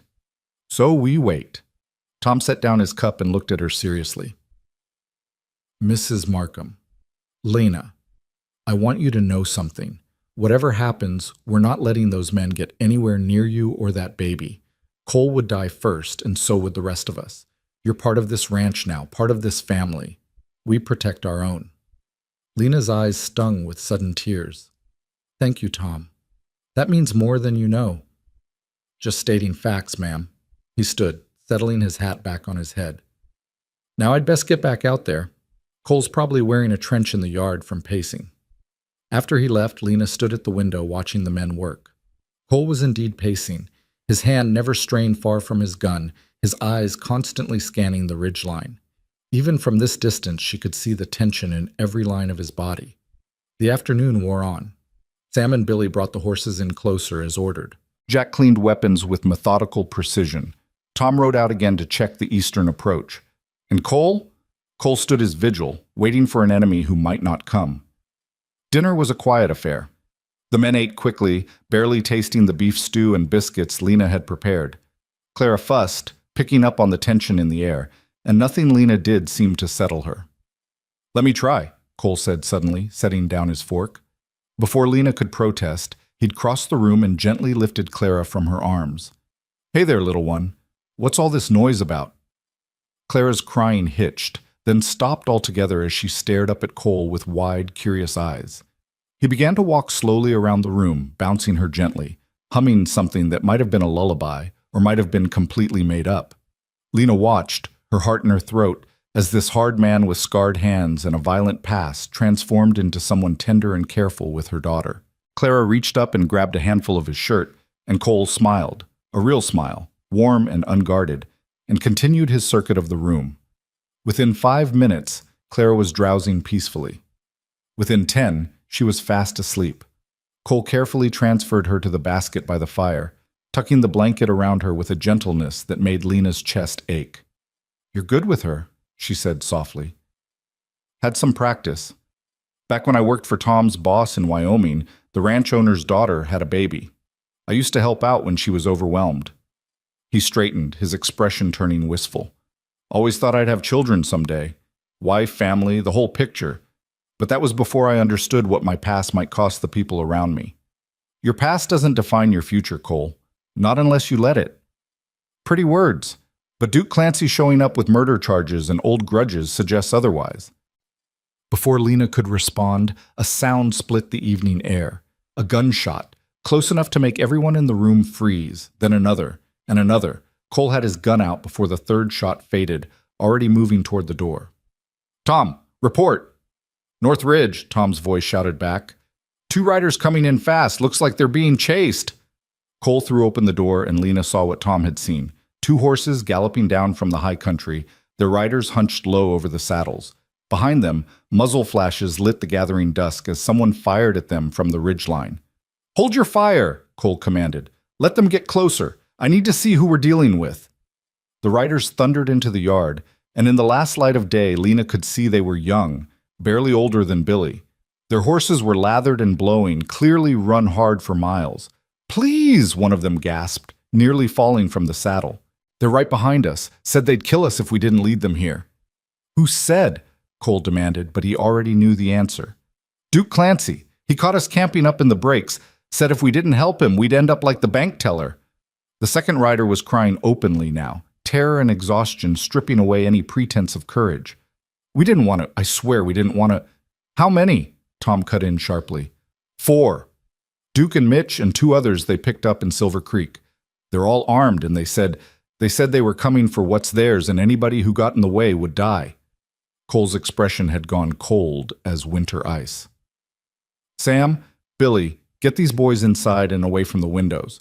Jack, take the east side, Tom west. I've got the north approach." "And south?" Lena asked, trying to keep her voice steady. "South's a cliff face. No way up unless you're a mountain goat. Just watch it anyway." He turned to her and his eyes were fierce. "Whatever happens, you stay down. You keep Clara quiet. And if anyone gets through us and tries to come through that door, I know." Lena's hand was already on the rifle. "I know what to do." For a heartbeat, Cole looked like he wanted to say something more, something important. But there was no time. The sound of approaching hoofbeats was growing louder, punctuated by wild laughter and the occasional gunshot. "Go," Cole commanded, and Lena obeyed, pulling the terrified young riders inside and barring the door behind them. Through the window, she watched Cole and his men take up positions behind the water trough, the barn wall, the corner of the porch. 4 against 4, even odds on paper, but Duke's men had the advantage of ruthlessness and nothing to lose. The riders crested the ridge and paused there, silhouetted against the darkening sky.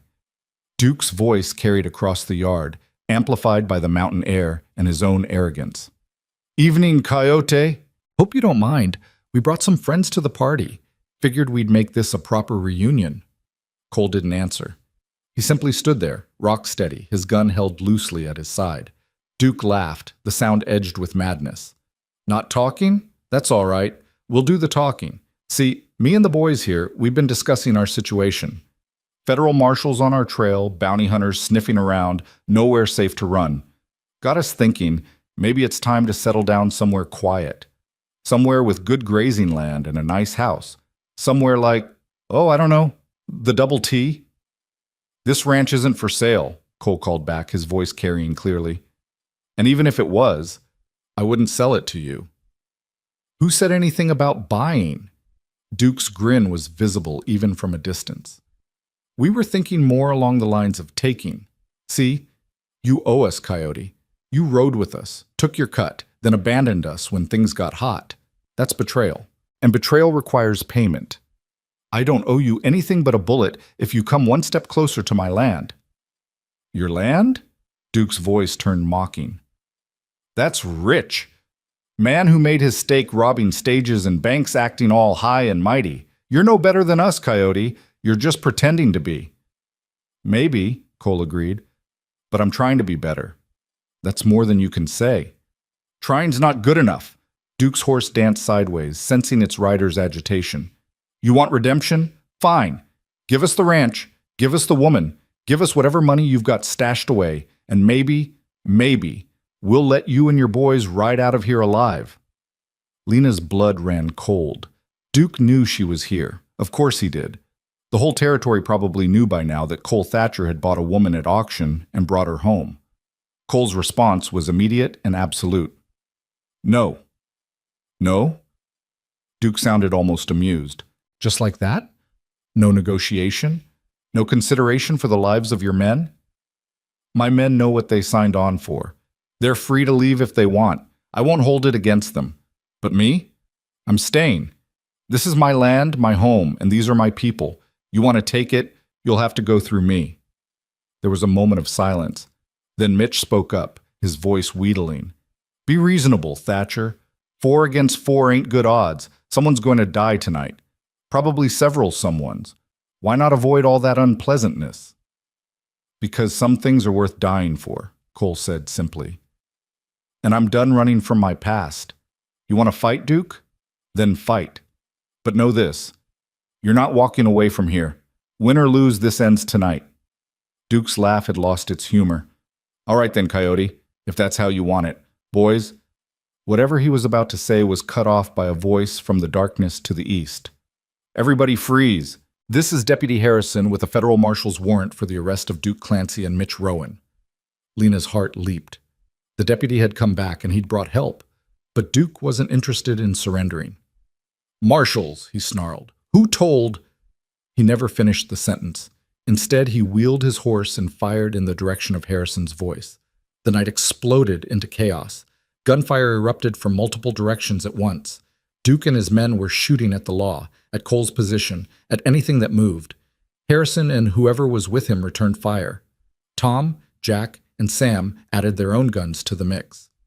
Lena threw herself to the floor, pulling the 2 terrified young men down with her.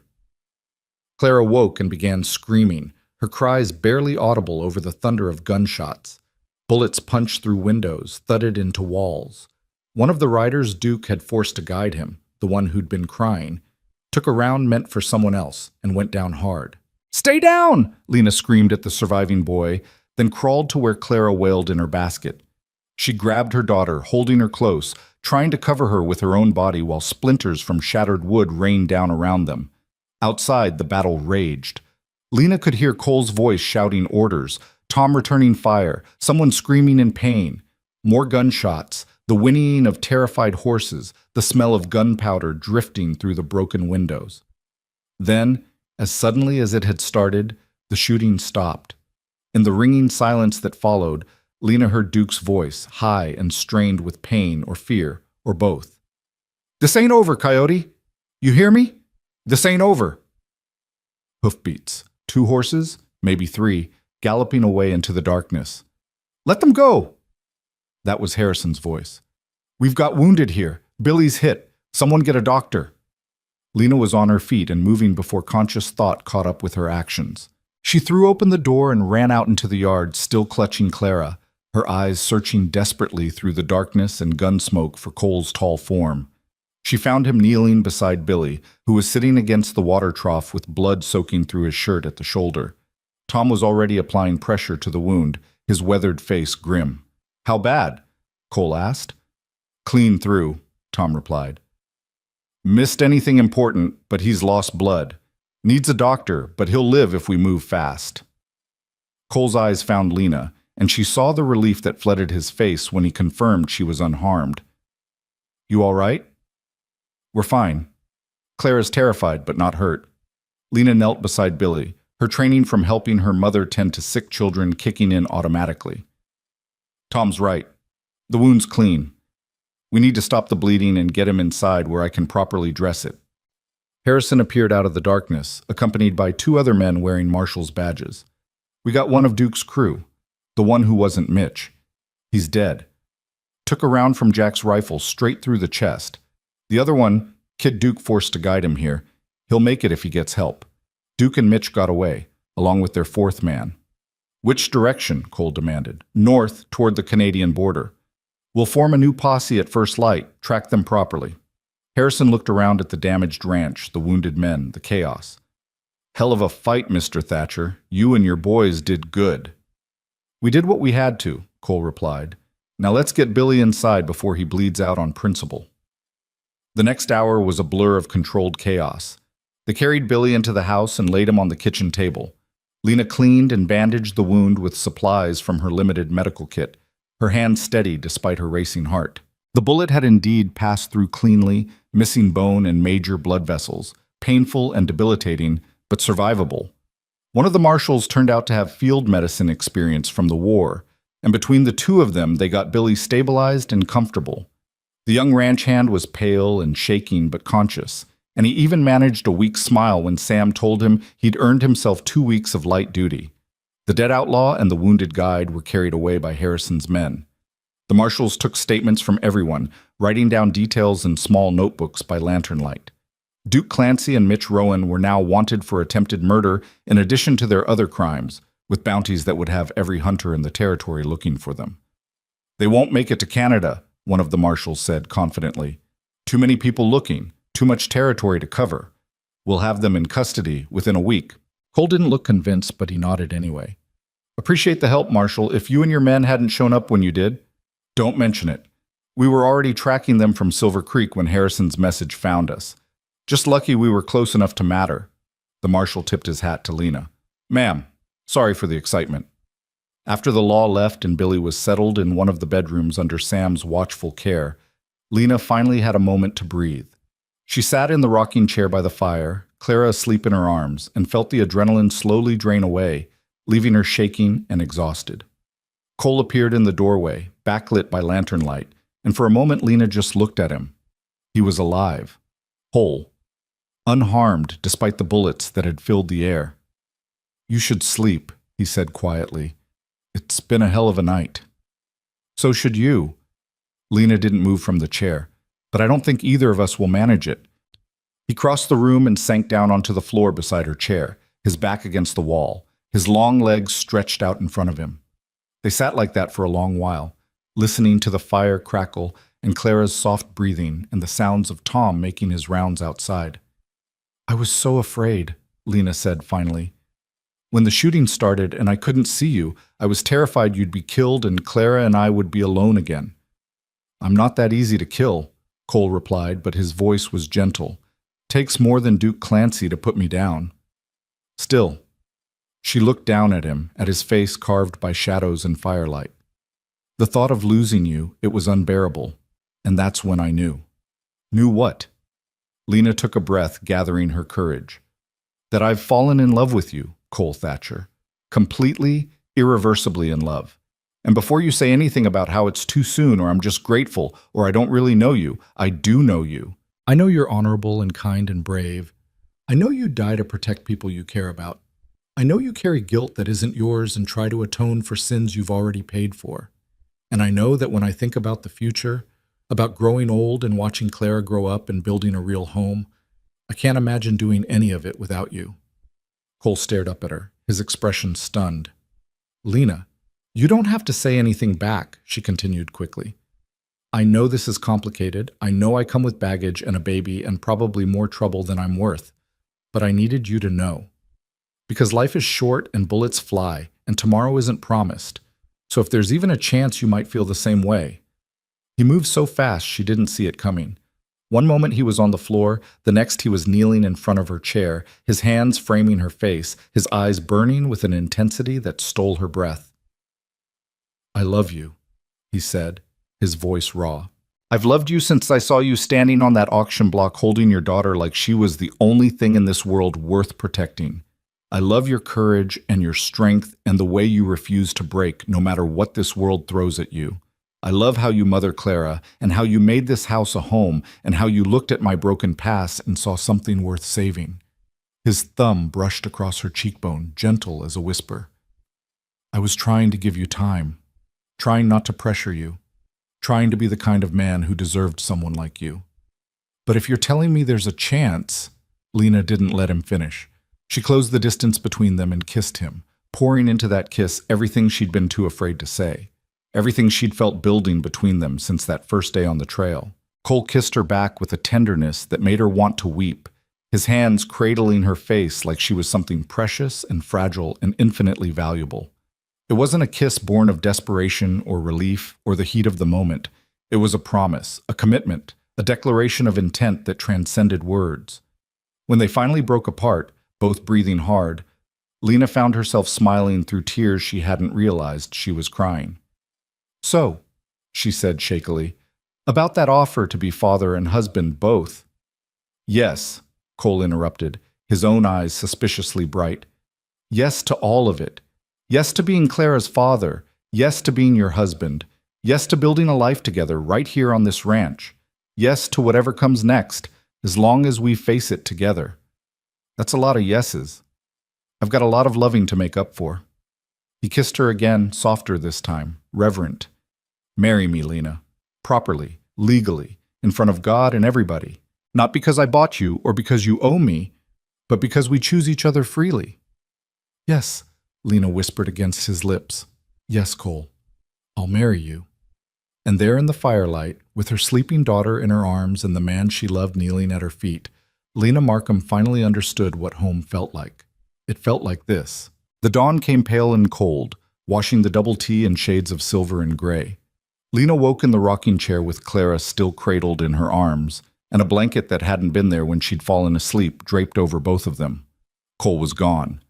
Probably back to his patrol, but the warmth of his kiss still lingered on her lips, and the promise of his words still echoed in her heart. She rose carefully, laid Clara in her basket, and moved to the window. Outside, the yard showed evidence of last night's violence. Bullet holes in the barn wall, broken glass glittering in the early light, dark stains on the ground that might have been blood or might have been shadows. Tom was already up and working, repairing the damaged fence while Jack stood watch with his Winchester cradled in his arms. The kitchen door opened and Cole entered, carrying fresh water from the well. He stopped when he saw her, and something in his expression softened. The hard edges of Coyote, the outlaw, giving way to something gentler, more vulnerable. "Morning," he said quietly, setting down the bucket. "You should have stayed in bed. Couldn't sleep anymore?" Lena crossed to him, and it felt natural now to step into his space, to let him pull her close with one arm while his other hand came up to cup her cheek. "How's Billy?" "Complaining about being stuck in bed, which Sam says is a good sign. Kid's tough. He'll be back on his feet in a week or so." Cole's thumb traced her jawline, his touch reverent. "We need to talk about what happens next." "I know." Lena had been thinking about little else during the sleepless hours before dawn. "Duke and Mitch are still out there. The marshals are tracking them, but yeah, they're out there, and Duke's not the type to let go of a grudge." And Cole's jaw tightened. "I won't lie to you, Lena. This might not be over for a while. Could be weeks before they're caught. Could be months. And even then, there's no guarantee Duke won't find a way to escape or send someone else after us. So what do we do? We live our lives anyway." Cole said it with quiet determination, the words carrying the weight of a man who'd spent too long letting his past dictate his future. "We stay vigilant, we stay armed, but we don't put everything on hold waiting for the other shoe to drop. I asked you to marry me last night, and I meant it. If you're willing, I'd like to make that happen sooner rather than later." Lena's heart stuttered. "How soon?" "Week, maybe 2. Long enough to get the word out to neighbors, to have the circuit preacher come through, to make it proper and legal." His eyes searched hers. unless you need more time. I know this is fast. I know everything about us has been fast. I don't need more time, Lena interrupted. I've had a lifetime of waiting for things to get better, of hoping tomorrow would bring some kind of salvation. You're my salvation, Cole. You and this ranch and the life we could build together. I don't want to wait another day longer than we have to. He kissed her then, deep and thorough, and when they broke apart, they were both breathing hard and Clara was starting to fuss in her basket, demanding attention and breakfast with the imperious attitude of a 6-month-old who knew her needs would be met. "Let me get her," Cole said, and it still amazed Lena how comfortable he was with her daughter, how naturally he'd stepped into the role of father.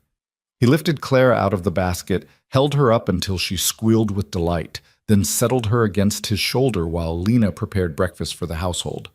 Tom came in as she was frying bacon, bringing with him the smell of sawdust and fresh air. He took one look at Cole holding the baby and Lena moving around the kitchen like she belonged there, and a knowing smile creased his weathered face. "So I take it you two had a productive conversation last night?" he asked, pouring himself coffee. "We're getting married," Cole announced, and there was pride in his voice, wonder, like he still couldn't quite believe Lena had said yes. 2 weeks, if the preacher can make it out here in time." Tom's smile widened into a grin. "About damn time. Been watching you two dance around each other for weeks now, wondering when you'd both figure out what everybody else already knew." "And what was that?" Lena asked, sliding bacon onto a platter. "That you belong together, that you fit like two halves of the same coin." Tom accepted the plate she handed him with a nod of thanks. "Congratulations to you both. Cole's a good man, stubborn as hell and too serious by half, but good. And you're exactly what this ranch needed, Mrs. Markham. What Cole needed."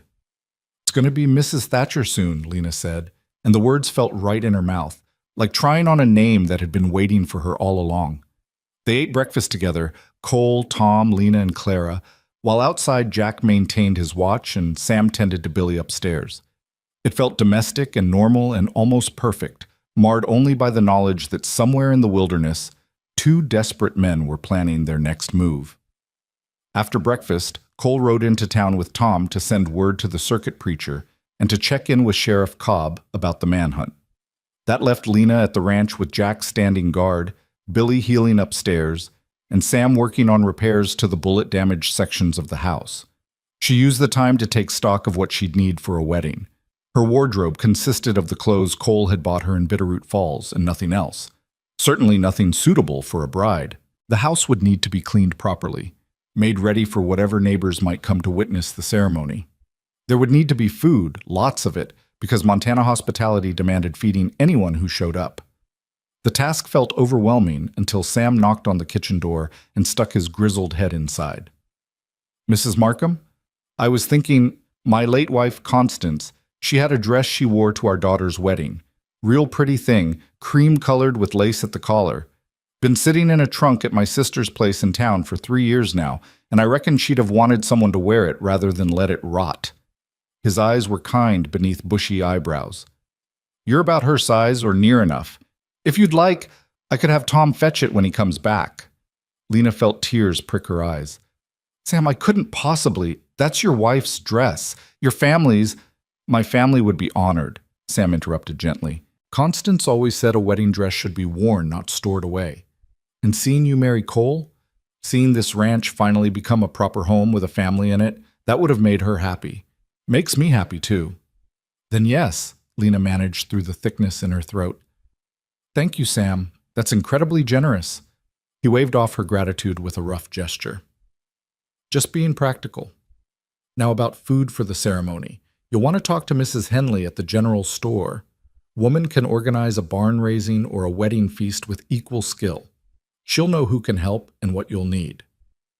By the time Cole and Tom returned late that afternoon, Lena had a list 3 pages long and a plan that felt almost manageable. The circuit preacher could come through in 10 days, not 2 weeks, but close enough. Mrs. Henley had promised to coordinate with the neighboring ranches about food and supplies. Sam's sister had already agreed to alter Constance's dress if needed. "You've been busy," Cole observed, reading through her lists with raised eyebrows. "This is more organization than I've seen since the territorial governor came through." "I want it done right," Lena said. "I want Clara to see someday that her mother married her father properly, with witnesses and celebration and all the dignity we can manage.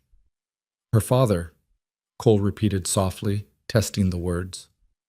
That's going to take some getting used to. You've been acting like her father since the day you bought us, Lena pointed out. This just makes it official. That evening, with Billy sleeping peacefully upstairs and the ranch as secure as they could make it, Cole produced a small wooden box from his saddlebag. He opened it to reveal a simple gold band worn smooth with age and handling. It was my mother's, he said quietly. Only thing of hers I have left. My father sold everything else, but I managed to hide this before the auction. Carried it with me ever since. He held it out to Lena. I know it's not fancy. No, it's not what you probably imagined when you thought about getting married. But it's honest, and it comes from a good woman who would have liked you, I think. Lena took the ring with trembling fingers. It was warm from Cole's pocket, the gold soft and buttery in the lamplight. It's perfect, she whispered. Cole, it's absolutely perfect. When we say our vows, this ring will mean you're choosing me freely. Not because I bought you, not because you had nowhere else to go, because you want to be my wife. His voice was rough with emotion. That means everything to me, Lena. Everything. She slipped the ring onto her finger. It was slightly too large, but Sam could probably adjust it, and looked up at the man who'd saved her from the auction block and was now offering her his mother's ring and his heart and his future. I do choose you, she said firmly. Every day, every moment, for the rest of my life. I choose you, Cole Thatcher. The days that followed were a whirlwind of preparation. Neighbors started arriving with offerings. Mrs. Morrison brought preserved fruit. The Henderson family contributed fresh butchered beef. Even the crusty old bachelor who ran the line shack to the north showed up with a haunch of venison and mumbled congratulations. The community was rallying around them, Lena realized, welcoming her into the fold and celebrating Cole's transformation from solitary rancher to family man. Tom and Jack repaired the damage from the shootout, replacing broken windows and patching bullet holes. Sam's sister arrived with Constance's dress, which fit Lena almost perfectly after minor alterations. Billy recovered enough to sit up and complain loudly about missing all the excitement, which everyone took as proof he was on the mend. And through it all, Lena and Cole stole moments together, working side by side in the kitchen, sitting on the porch after dinner, watching the sun paint the mountains gold and purple, lying in bed at night in their separate rooms and thinking about when they wouldn't have to sleep apart anymore. 6 days before the wedding, Deputy Harrison returned with news. Duke Clancy and Mitch Rowan had been spotted near the Canadian border, still heading north. The marshal's posse was closing in, and Harrison felt confident they'd be in custody within days. Looks like you'll have a peaceful wedding after all, he told Cole. Those boys are running scared, not looking for revenge. They just want to get across the border and disappear. Cole wanted to believe it. Lena could see the hope warring with experience in his face, but he also knew Duke Clancy better than the deputy did, knew that men like Duke didn't run. They regrouped. Still, with each passing day that brought no sign of trouble, it became easier to focus on the future rather than fear the past. The ranch hands caught the wedding fever, sprucing up the barn and the yard, stringing up lanterns for the evening celebration. Mrs. Henley arrived 3 days before the ceremony with enough food supplies to feed half the territory. Can't have people saying Cole Thatcher threw a stingy wedding, she declared, bustling around the kitchen and reorganizing Lena's carefully planned preparations with the confidence of a general deploying troops. Man waits this long to find a bride, he'd better celebrate properly when he does. The night before the wedding, tradition dictated that Cole should sleep elsewhere, bad luck for the groom to see the bride before the ceremony. He rode out to stay at the Morrison place, taking Tom with him and leaving Jack and Sam to guard the ranch and Lena. It felt strange sleeping alone in the big house with Clara, knowing that tomorrow everything would change. Tomorrow she would stand before a preacher and community witnesses and promise herself to Cole Thatcher. Tomorrow she would become a wife again, but this time by choice. This time to a man who loved her. This time with hope instead of desperation. Lena checked on Clara one last time, then stood at the window looking out at the moonlit yard. Somewhere out there, Cole was probably doing the same thing, standing at a window, looking back toward the double T, counting the hours until he could claim her as his wife. A sound from the darkness made her freeze. Not a natural sound, not wind or animals or the settling of wood. Something deliberate, something human. Her hand went automatically to the rifle propped beside the window. "Jack?" she called quietly. No answer. Lena's heart began to race. Jack had been on the porch 15 minutes ago, making his rounds. Sam was in the barn, tending to a mare that was close to foaling.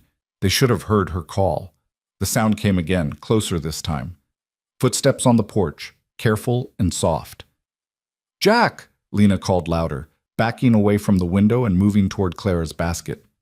"Sam!" Still no answer. The kitchen door rattled, someone testing the lock. Lena raised the rifle, her hands shaking but her aim steady. She'd promised Cole she could protect herself and Clara if necessary. Time to prove it. The rattling stopped. Silence stretched, broken only by Clara's soft breathing and Lena's hammering heart. Then Duke Clancy's voice drifted through the door, smooth as honey and twice as poisonous.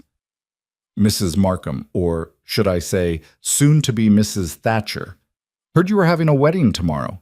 Shame about the timing, really. See, me and Mitch, we decided we couldn't let that happen. Couldn't let Coyote ride off into the sunset with his happy ending while we're running for our lives." "Doesn't seem fair, does it?" Lena didn't answer. She edged toward the bedroom where Clara slept, keeping the rifle trained on the door. "I've got your men," Duke continued conversationally. "Don't worry, they're alive, mostly. Tied up nice and neat in the barn. Thought about killing them, but that seemed wasteful. Besides, I need them alive for leverage." "What do you want?" Lena forced the words out past the fear clogging her throat. "What I've always wanted. The ranch, the money, revenge for old times' sake." Duke's shadow moved across the window. "But mostly, I want Coyote to suffer. Want him to know what it feels like to have everything he cares about taken away. So here's what's going to happen. You're going to open this door. You're going to come outside with that baby. And you're going to help me send a message to your fiancé that'll bring him running back here like his tail's on fire. And if I don't, then Mitch starts breaking fingers on your ranch hands, one at a time, until you change your mind. Your choice, Mrs. Markham. Make it quick. We're on a schedule." Lena's mind raced. Cole was miles away. Tom was with him.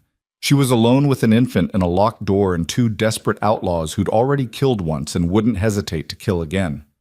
She could barricade herself inside and hope Duke was bluffing. But what if he wasn't? What if Jack and Sam were really in the barn, helpless, waiting for her to save them the way Cole had saved her? Or she could do what Duke demanded. Walk out there and become a hostage, a piece of leverage to draw Cole into a trap. Neither option was good. Both could end with people dead. But Lena Markham had not survived an abusive marriage, widowhood, poverty, and an auction block by being passive. She'd survived by being smart, by adapting, by finding ways to fight even when the odds were stacked against her. So she made her choice. "All right," she called out, her voice steadier than she felt. "I'm coming out. Just don't hurt anyone else." "Smart girl," Duke approved. "Knew you had sense. Now, nice and slow, put down that rifle I'm sure you're holding, unlock the door, and step outside. Baby too. Can't have you trying any heroics while we wait for your man to show up." Lena set down the rifle, but not before checking that it was fully loaded and the safety was off. She moved to Clara's basket, wrapped her daughter in blankets against the cold night air, and whispered a prayer to any god that might be listening. Then she unbarred the door and stepped out into the moonlight, into Duke Clancy's trap, and hoped that the courage Cole saw in her wasn't about to get them all killed. Duke was leaner than she remembered, harder, with eyes that gleamed with something that might have been madness or might have been desperation, probably both. Mitch stood beside him, twitchy and nervous, his guns drawn and pointed at Lena with hands that shook slightly. "There we go," Duke said, his smile sharp as broken glass. "Not so hard, was it? Now, let's get you settled while we wait for Coyote to come running to your rescue." He gestured toward the barn with his gun, and Lena walked ahead of them with Clara clutched to her chest, her mind working furiously. She needed a plan, needed an advantage, needed something, anything, that would turn this situation from certain disaster into possible survival. As they approached the barn, she saw Jack and Sam bound and gagged in the corner, both conscious but bleeding from head wounds. Jack's eyes met hers, and she saw fury there, and frustration, and something that might have been an apology. "Your men put up a decent fight," Duke commented, following her gaze, "for all the good it did them. Took us 20 minutes to get the drop on them, but we managed. Now—" He pulled a chair into the center of the barn and pointed at it. "Sit. Make yourself comfortable. This might take a while." Lena sat, adjusting Clara in her arms. Her daughter was mercifully quiet, sensing perhaps that noise would be dangerous right now. "Mitch, write the note," Duke ordered. "Tell Coyote his bride-to-be is waiting for him at the Double T, and if he wants to see her and that baby alive, he'd better come alone. No law, no hired guns, just him and his guilty conscience." Mitch fumbled with paper and pencil, his handwriting shaky but legible. When he finished, Duke read it over and nodded with satisfaction. "Perfect. Now we just need someone to deliver it."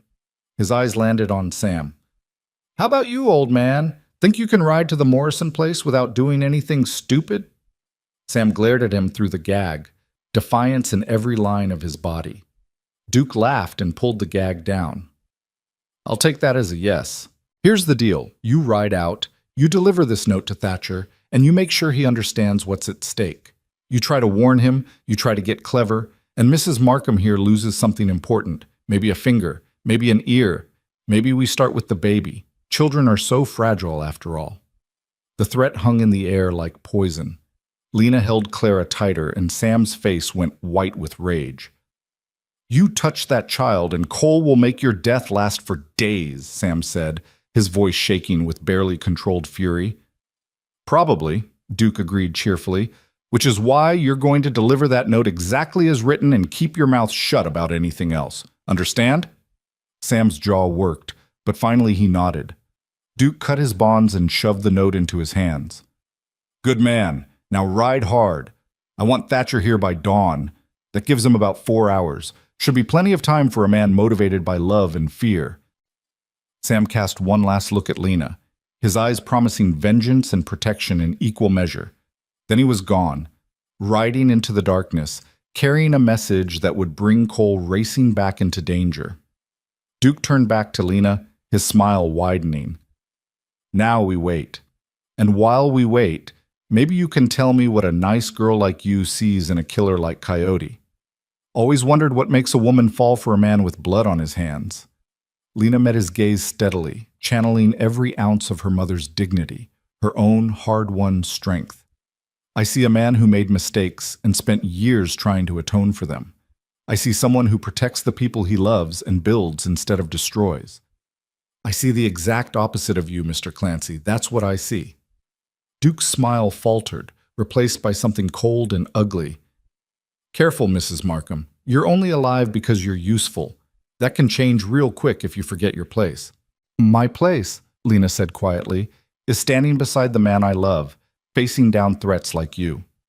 So do what you're going to do, Mr. Clancy. But know this, Cole Thatcher has already won. He's built a good life, earned the respect of good people, and found love despite everything he's been through. What have you built? What do you have besides old grudges and newer crimes?" For a moment she thought Duke might hit her. His hand twitched toward his gun, and Mitch took a nervous step forward. But then Duke laughed, though the sound held no humor. "You've got spirit. I'll give you that. Let's see if you still have it when the sun comes up and your man's bleeding out in this barn." He turned away, settling in to wait, and Lena held Clara close and prayed that Cole would see the trap for what it was. Prayed that he'd be smart instead of reckless, that he'd bring help instead of coming alone. But she knew him well enough by now to know what he would do. He would come alone. He would walk into Duke's trap with his eyes open and his gun loaded, because that's who Cole Thatcher was. A man who protected what was his, no matter the cost. And Lena would have to find a way to save him, the way he'd saved her. The hours crawled past with agonizing slowness. Clara dozed fitfully in Lena's arms, waking periodically to fuss before settling again. Jack remained bound and gagged in the corner, his eyes never leaving Duke and Mitch, cataloging weaknesses and waiting for opportunities. The barn was cold and dark, lit only by a single lantern that cast dancing shadows on the walls. Duke paced like a caged animal, his initial confidence eroding as time passed. Mitch sat cleaning his guns compulsively, the rasp of cloth on metal, a rhythmic counterpoint to Duke's footsteps. "Should have been here by now," Mitch muttered. What if the old man didn't deliver the message? What if he warned Thatcher? "Then we improvise," Duke snapped. "Stop worrying and keep watch." But Lena could see the doubt creeping into Duke's eyes too. The plan had seemed simple. Use Lena as bait, draw Cole into the open, kill him, and take what was his. But plans made in anger and desperation rarely survived contact with reality. As the sky began to lighten toward dawn, the sound of hoofbeats finally echoed across the valley. One horse, coming fast. Duke's grin returned, sharp and predatory. "There's our boy, right on schedule. Mitch, get into position. Remember, we let him get close, let him see his woman's alive. Then we end him." Mitch scrambled up into the hayloft, his rifle pointed toward the barn door. Duke positioned himself behind Lena's chair, his gun pressed against her temple in a casual display of power. "Not a sound," he warned. "Not unless you want to watch him die knowing it was your fault." The hoofbeats stopped. Silence fell, broken only by Clara's soft breathing and Lena's racing heart. Then Cole's voice, strong and steady, carrying through the pre-dawn stillness. "Duke, I'm here like you asked. Alone, unarmed, just like your note said. Let's talk this through." Duke's grip on his gun tightened. "Come inside, Coyote. Slow and easy. Hands where I can see them." The barn door swung open, and Cole stepped through. He'd left his hat behind, left his coat behind. Stripped down to just his shirt and pants to prove he wasn't carrying hidden weapons. His hands were raised, his face calm, his storm cloud eyes sweeping the barn and taking in everything in a single glance. Lena saw him register her position, Clara in her arms, Duke's gun at her head. Saw him note Jack bound in the corner, Mitch in the hayloft, the tactical nightmare he'd walked into.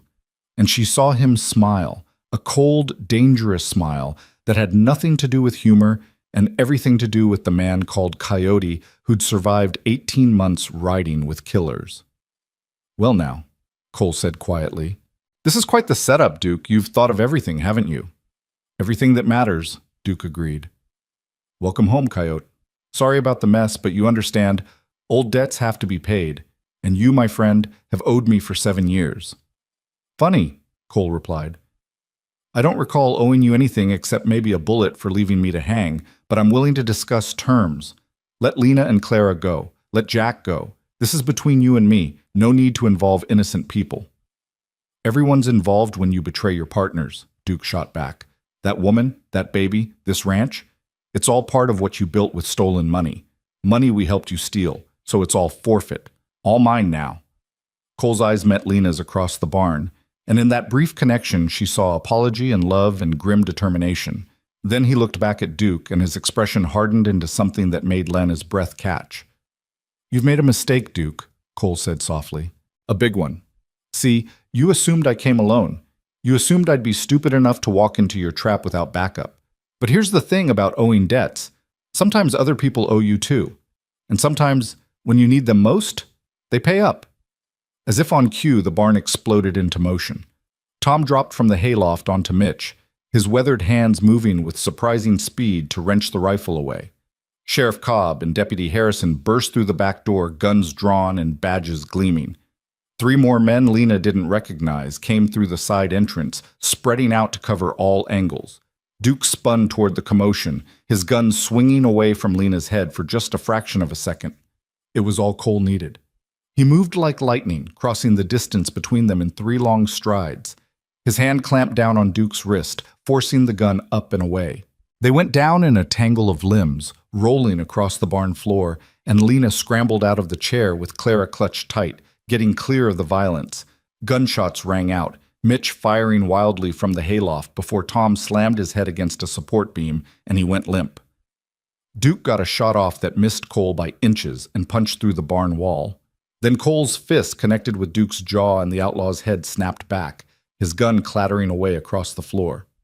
"That's enough!" Sheriff Cobb roared. "Duke Clancy, you're under arrest for bank robbery, murder, kidnapping, and about 6 other charges I'll remember once we get you to town." Duke, dazed and bleeding, laughed through broken teeth. "You can't prove anything, Sheriff. My word against theirs." "Don't need to prove it," one of the men Lena didn't recognize said, stepping forward. His coat opened to reveal a federal marshal's badge.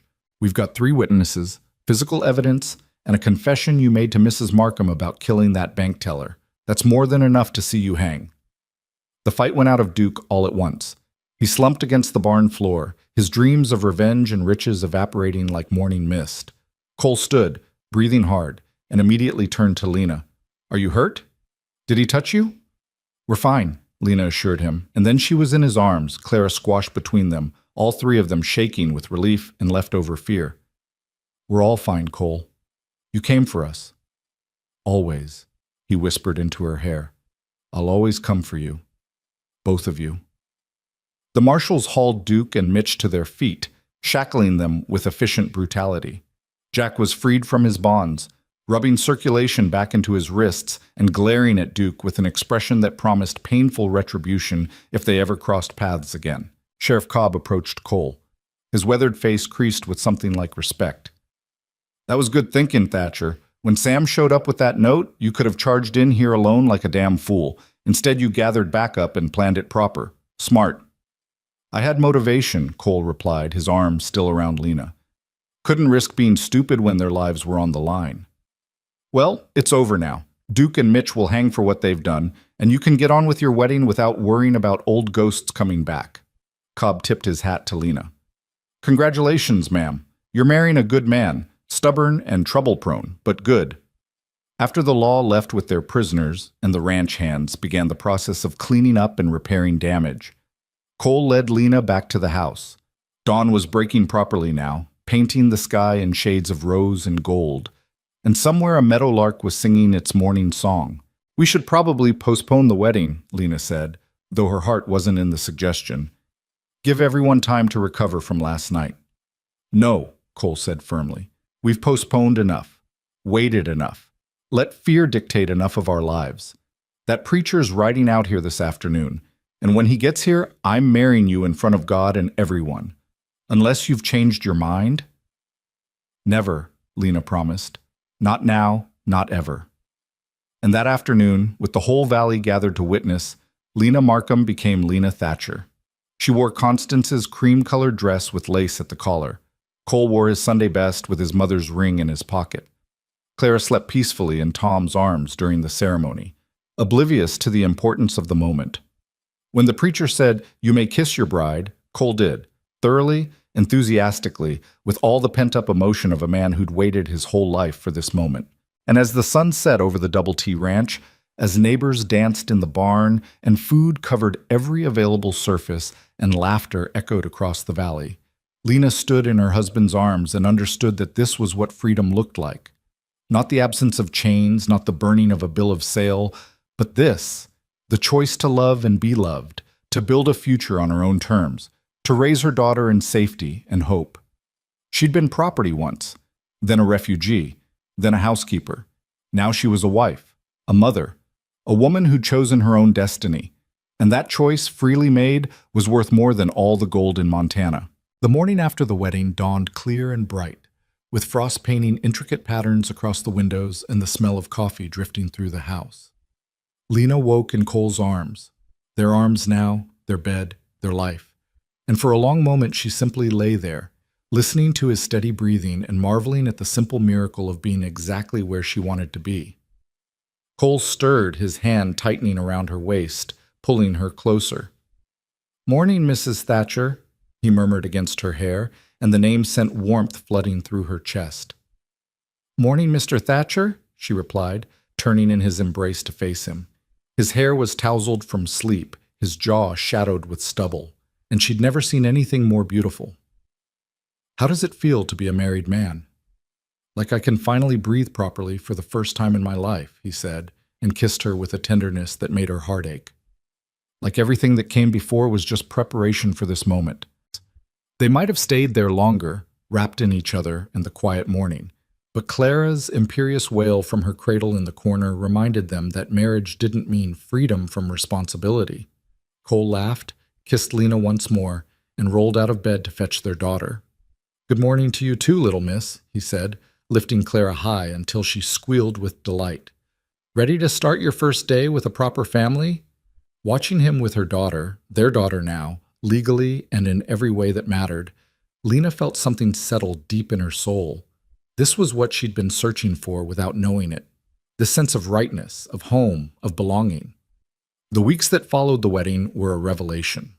With Duke and Mitch awaiting trial in the territorial prison and the threat finally, truly gone, the Double T settled into rhythms that felt almost peaceful. The hands worked hard preparing for winter, mending fences and stockpiling hay, and ensuring the cattle had access to the lower pastures where grazing would be easier when the snows came. Lena threw herself into making the house a home, hanging curtains she'd sewn from fabric. Mrs. Henley provided at cost, arranging furniture for comfort rather than just function, filling the rooms with the smell of baking bread and simmering stews. But it was the small moments that meant the most. Cole teaching Clara to clap her hands, his large, scarred fingers guiding her tiny ones with infinite patience. Tom and Jack good-naturedly arguing about the best way to smoke venison while Sam refereed from his rocking chair. Evenings spent by the fire with Cole reading aloud from the books he'd borrowed from the Helena library, novels and poetry and history, feeding Lena's long-starved hunger for learning. One evening in early December, about 6 weeks after the wedding, Sheriff Cobb rode out to the ranch with news. Duke Clancy and Mitch Rowan had been tried, convicted, and sentenced to hang for their crimes. The execution would take place in 3 days in Silver Creek, and Cole had been invited to attend as a witness. Not required, Cobb clarified, seeing the tension that immediately gripped Cole's shoulders. But the judge thought you might want to see justice done, given everything they put you through. Cole was quiet for a long time after the sheriff left, staring into the fire with an expression Lena couldn't quite read. Finally, she set down her mending and moved to sit beside him on the floor, her head resting against his knee. "What are you thinking?" she asked softly. "That I should feel something," he replied. "Satisfaction, maybe. Or relief. Some sense of closure." He shook his head. "But mostly, I just feel tired. Tired of violence and revenge and the endless cycle of people hurting each other." "You don't have to go," Lena said. "You don't owe Duke Clancy your presence at his execution. You don't owe him anything." "I know, but part of me thinks I should go anyway. Bear witness to the end of that chapter of my life. See it finished properly so I can finally close the book on Coyote and all that came with him." Lena understood the impulse. She'd felt something similar watching the bill of sale burn, the need to witness the destruction of what had bound her, to see with her own eyes that the threat was truly gone. "Then go," she said. "Take Tom if you want company. But come back to us, Cole. Come back whole and ready to focus on the future instead of the past." He looked down at her, his eyes soft in the firelight. "Always. I'll always come back to you." Cole rode out 2 days later with Tom, promising to return within the week. Lena watched them go with Clara on her hip, feeling the old familiar flutter of anxiety. Would he really come back? Would something happen? Would she be left alone again? Before firmly pushing it down. Cole Thatcher was not Jonathan Markham. He didn't make promises he couldn't keep. He would come back because he'd said he would, and his word was iron. While Cole was gone, Lena received an unexpected visitor. A woman in her mid-50s arrived in a small buggy, dressed in serviceable traveling clothes and carrying herself with the air of someone accustomed to being heard. She introduced herself as Margaret Sullivan, the Territorial Superintendent of Education, and asked if she might come inside to discuss a matter of some importance. Intrigued, Lena invited her in and served coffee while Clara played on a blanket by the fire. Margaret accepted the hospitality with a gracious nod and then got straight to business. "I've been hearing stories about you, Mrs. Thatcher, about your background as a teacher, about the library you're building here at the ranch, about the way you've been helping some of the neighboring children with their letters when their parents bring them by." Margaret's eyes were sharp and assessing. "The territory is in desperate need of qualified teachers, particularly in rural areas. I wondered if you might consider reopening that chapter of your life." Lena felt her heart leap. "I have an infant daughter," she said carefully, "and a ranch that needs managing. I'm not sure how I could—" "There's a schoolhouse about 5 miles from here," Margaret interrupted. "Sits empty because we can't find anyone willing to take the position. It's only 3 days a week during the school year, enough to give local children basic education without requiring a full-time commitment. You'd bring Clara with you, of course. Most frontier teachers do. And from what I understand, your husband is successful enough that the modest salary wouldn't be your primary motivation. It wasn't. The money would be nice, certainly, but what called to Lena was the thought of teaching again, of seeing children's faces light up with understanding, of passing on the love of learning her own mother had instilled in her, of being more than just a rancher's wife, being herself, fully and completely. I'd need to discuss it with my husband, Lena said slowly. This would affect our household, our routines. I won't make that decision without him. Margaret smiled approvingly. Spoken like a woman who understands partnership. Think it over. Discuss it with Mr. Thatcher when he returns. I'll be back through this area in 2 weeks to hear your answer. After she left, Lena sat by the fire with Clara and imagined it. A schoolhouse full of children, books and slates, and the smell of chalk dust. The satisfaction of watching young minds grow and expand. It felt like reclaiming a part of herself she'd thought lost forever, buried under the weight of survival and fear. But would Cole support it? Would he see it as abandoning her duties at the ranch? Would he expect her to be content with just being a wife and mother? The questions gnawed at her until Cole returned 4 days later, looking exhausted but somehow lighter, as if a weight he'd been carrying had finally been lifted. "It's done," he said simply, pulling her into his arms. "Duke and Mitch are gone. That part of my life is finished." "How do you feel?" Lena asked, searching his face. "Free," Cole replied. "For the first time since I was 12 years old, I feel free of the past. Free to be just Cole Thatcher, rancher and husband and father. Free to build something good without constantly looking over my shoulder." It seemed like the perfect opening. That evening, after dinner and after Clara was asleep, Lena told him about Margaret Sullivan's visit. She explained the opportunity, the logistics, the way her heart had yearned toward the idea of teaching again. Cole listened without interruption, his expression thoughtful. When she finished, he was quiet for a long moment, and Lena felt her anxiety rising. She'd prepared arguments, reasons why this could work, reassurances that she wouldn't neglect the ranch or their family. But all Cole said was, "Do you want to do it?" "Yes," Lena admitted. "But only if you're comfortable with it. Only if it won't cause problems for the ranch, or for us." "Lena," Cole took her hands, his grip warm and solid. "When I married you, I didn't marry a housekeeper or a ranch hand. I married a woman, a whole person with dreams and talents and things she wants to do with her life. If teaching makes you happy, if it fulfills something in you, then I want you to do it. We'll figure out the logistics. We'll adjust the routines. Because your happiness matters as much as mine, and I never want you to feel like you have to shrink yourself to fit into my life." Lena felt tears spring to her eyes. "You mean that?" "Every word." He pulled her close, kissed her forehead. "Besides, having the smartest woman in the territory as my wife and the local teacher, that's just going to make me look good." She laughed through her tears and kissed him properly, pouring into it all the love and gratitude and joy that threatened to overflow from her heart.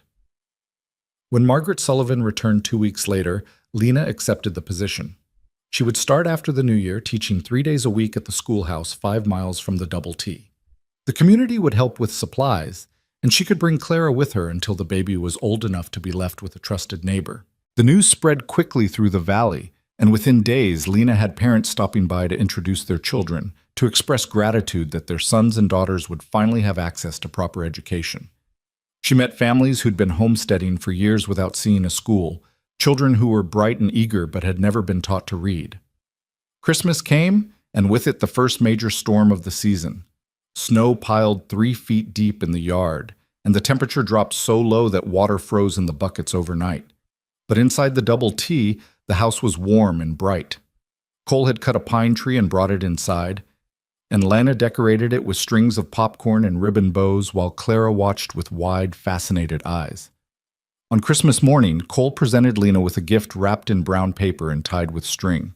Inside was a complete set of McGuffey readers, the standard text for frontier schools, along with slates and chalk and a leather-bound record book for tracking student progress.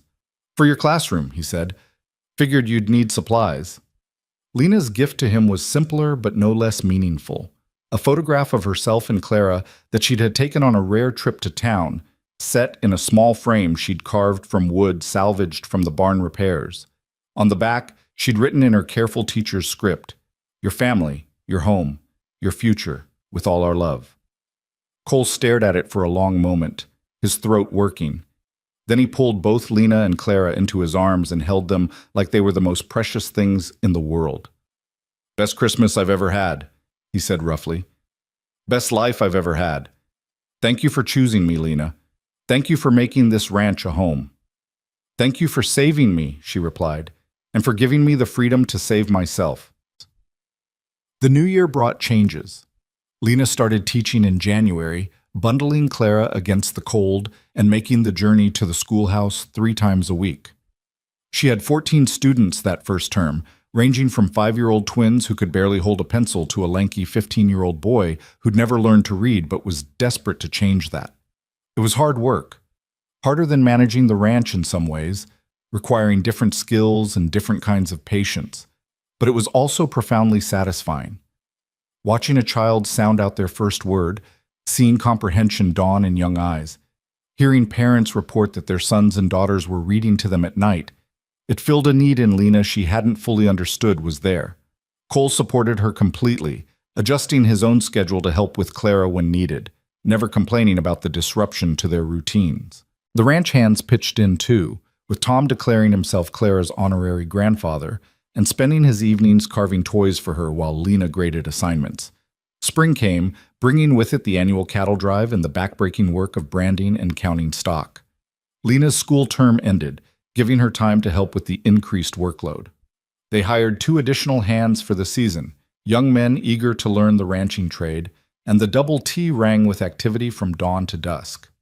In May, Lena discovered she was pregnant again. The news filled her with a complex mixture of joy and trepidation, joy at the thought of giving Clara a sibling, of expanding their family, but trepidation about managing a pregnancy while running a household and planning for the next school term. Cole's reaction was unambiguous delight.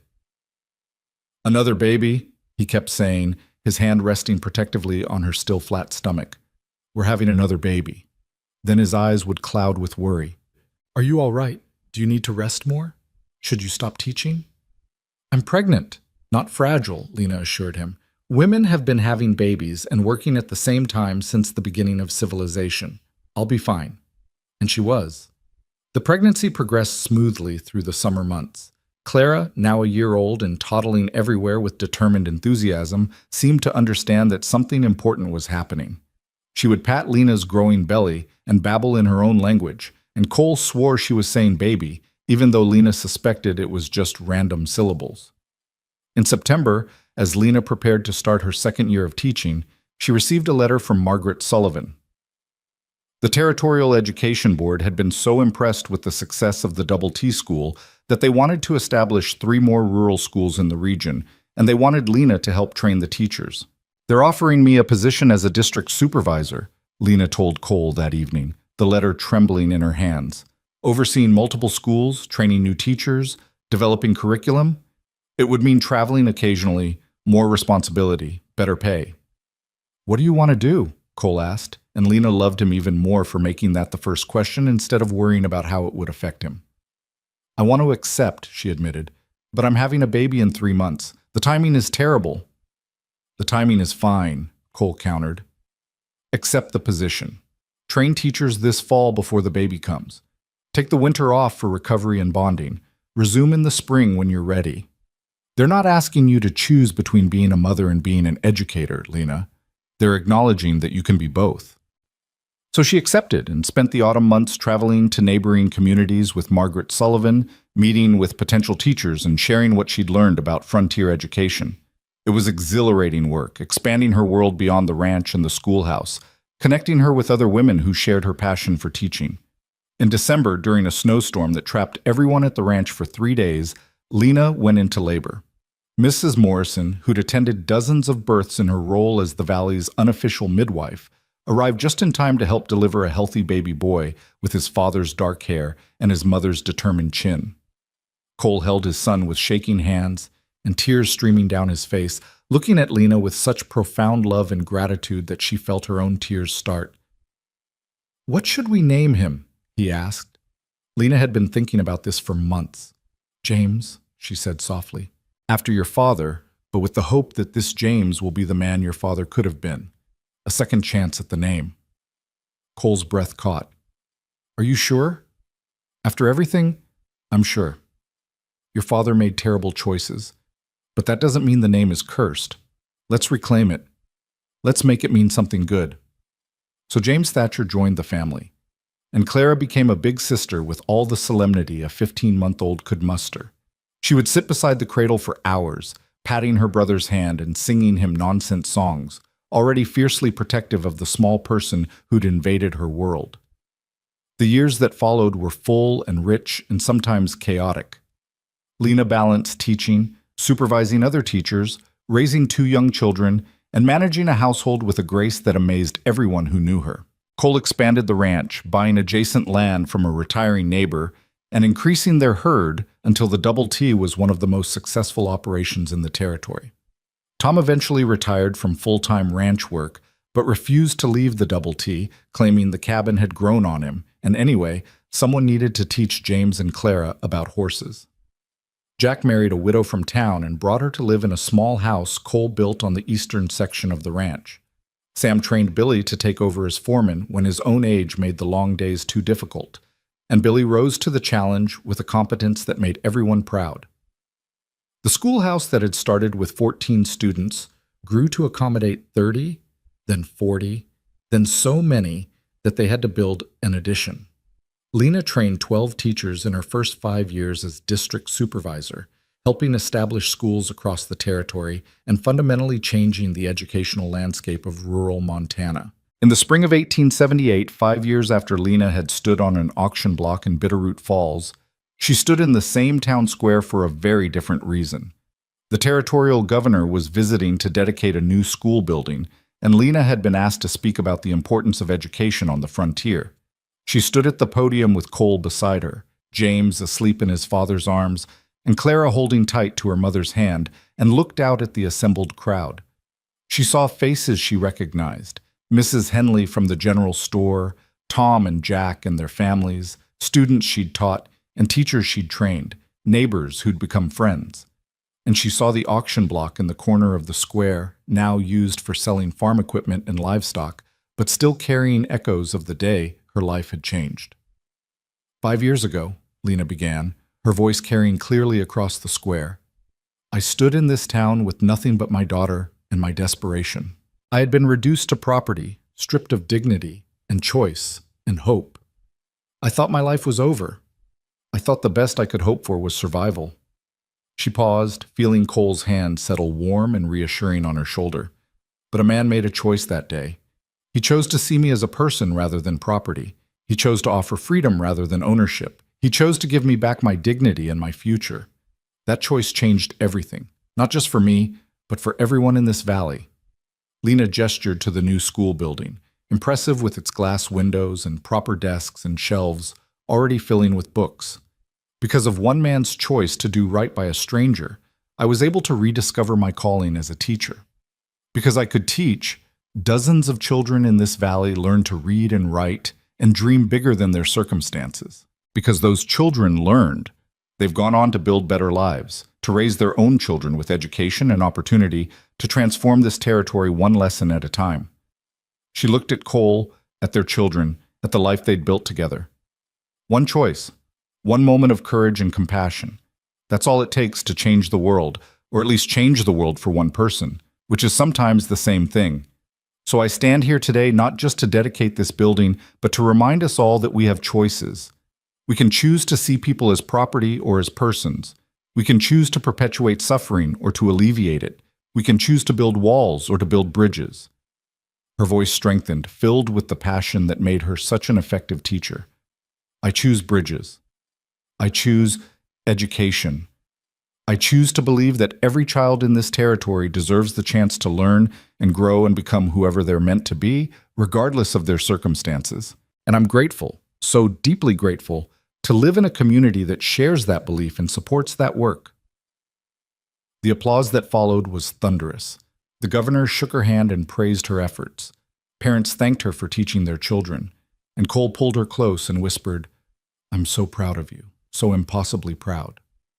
That evening, as they prepared to leave town and return to the Double T, Lena walked over to the auction block. She stood there for a moment, remembering the fear and humiliation and despair of that October day 5 years ago. Then she turned her back on it and walked away, toward the wagon where her husband and children waited, toward the home she'd made through choice and courage and love. The auction block was just wood and nails now. It had no power over her. She'd taken back her life, her name, her future. She'd transformed from property to person, from victim to victor, from desperate widow to respected educator and beloved wife. And standing in the gathering dusk with Cole's arm around her waist and Clara's hand in hers, and James drowsing peacefully in his carrier, Lena understood the profound truth of her own words. One choice could change everything. Cole had made his choice on an auction block 5 years ago. She'd made her choice when she agreed to come to his ranch, when she chose to stay, when she chose to love him, when she chose to build a life rather than just survive one. And together, those choices had created something beautiful, a family, a home, a legacy that would outlive them both in the children they'd raised and the students she'd taught and the community they'd helped build. The wagon rolled out of Bitterroot Falls as the sun set, painting the Montana sky in shades of gold and crimson and deep purple. Clara chattered about the new school, James slept peacefully, and Cole guided the horses with steady hands while Lena rested her head on his shoulder. "Tired?" he asked softly. "Happy," she corrected. "Just profoundly, impossibly happy." "Good." He kissed the top of her head. "That's all I ever wanted, for you to be happy." "I am. We are." Lena looked back at their children, then forward at the road leading home. "We really are, Cole. Despite everything we went through, despite all the pain and fear and struggle, we made it. We built something real and good and lasting." "We did," he agreed, "and we're not done yet. There's still so much ahead of us. Watching these two grow up, maybe adding to the family again, seeing what the future holds." Lena smiled, thinking about possibilities, about the school district that wanted to expand her supervisory role, about the ranch that continued to thrive, about the children who would grow up strong and educated and free, about growing old with this man who'd saved her and let her save herself. "Whatever the future holds," she said, "we'll face it together." "Always together," Cole promised. "From that auction block to forever, always together." The Double T came into view as full darkness fell, lights glowing warm and welcoming in the windows. Tom had kept the fires burning and supper warm, and he greeted them at the door with his weathered face creased in a smile. "Welcome home," he said, and the words carried the weight of truth. This was home. Not because of the land or the buildings or the success they'd achieved, but because of the love that filled every corner, the laughter that echoed through the halls, the sense of belonging that wrapped around them like a warm blanket. Lena carried James inside while Cole lifted a sleepy Clara into his arms. They tucked both children into bed, kissed their foreheads, and whispered promises of tomorrow's adventures. Then they stood together in the quiet house, hand in hand, and looked around at the life they'd built. "No regrets?" Cole asked softly. "Not a single one," Lena replied. "You? Just that I didn't find you sooner." He pulled her close, rested his forehead against hers. "But we have now. We have the future. We have everything that matters." And as they moved through the house together, banking fires and closing shutters and preparing for another day of the beautiful, ordinary life they'd created, Lena sent up a silent prayer of gratitude. For the man who'd seen her worth when the world saw property, for the courage to choose love over fear, for the children sleeping peacefully upstairs, for the community that had embraced her, for the work that fulfilled her, for the home that sheltered them all. 5 years ago, she'd stood on an auction block with nothing but her daughter and her desperation, waiting to be sold like livestock. Tonight, she stood in her own home as a cherished wife, a devoted mother, a respected educator, and a woman who'd reclaimed every piece of herself that the world had tried to take away. She had been bought for $750, but she had become priceless. And that, Lena thought as she climbed into bed beside her husband and felt his arms come around her, was the greatest triumph of all. Not just survival, but flourishing. Not just endurance, but joy. Not just existing, but truly, fully, magnificently living. The woman who'd stood on the auction block was gone, transformed by love and choice and the unshakable belief that every person deserved dignity and freedom and the chance to write their own story. Lena had written hers, was still writing it one day at a time, one choice at a time, one moment of courage at a time. And it was a story worth telling, a story of redemption and transformation, of love that healed and choices that mattered, of a man called Coyote who became Cole Thatcher and a desperate widow who became Lena Thatcher and together created something neither could have built alone. Their story, their home, their family, their future, complete and whole and exactly as it was meant to be.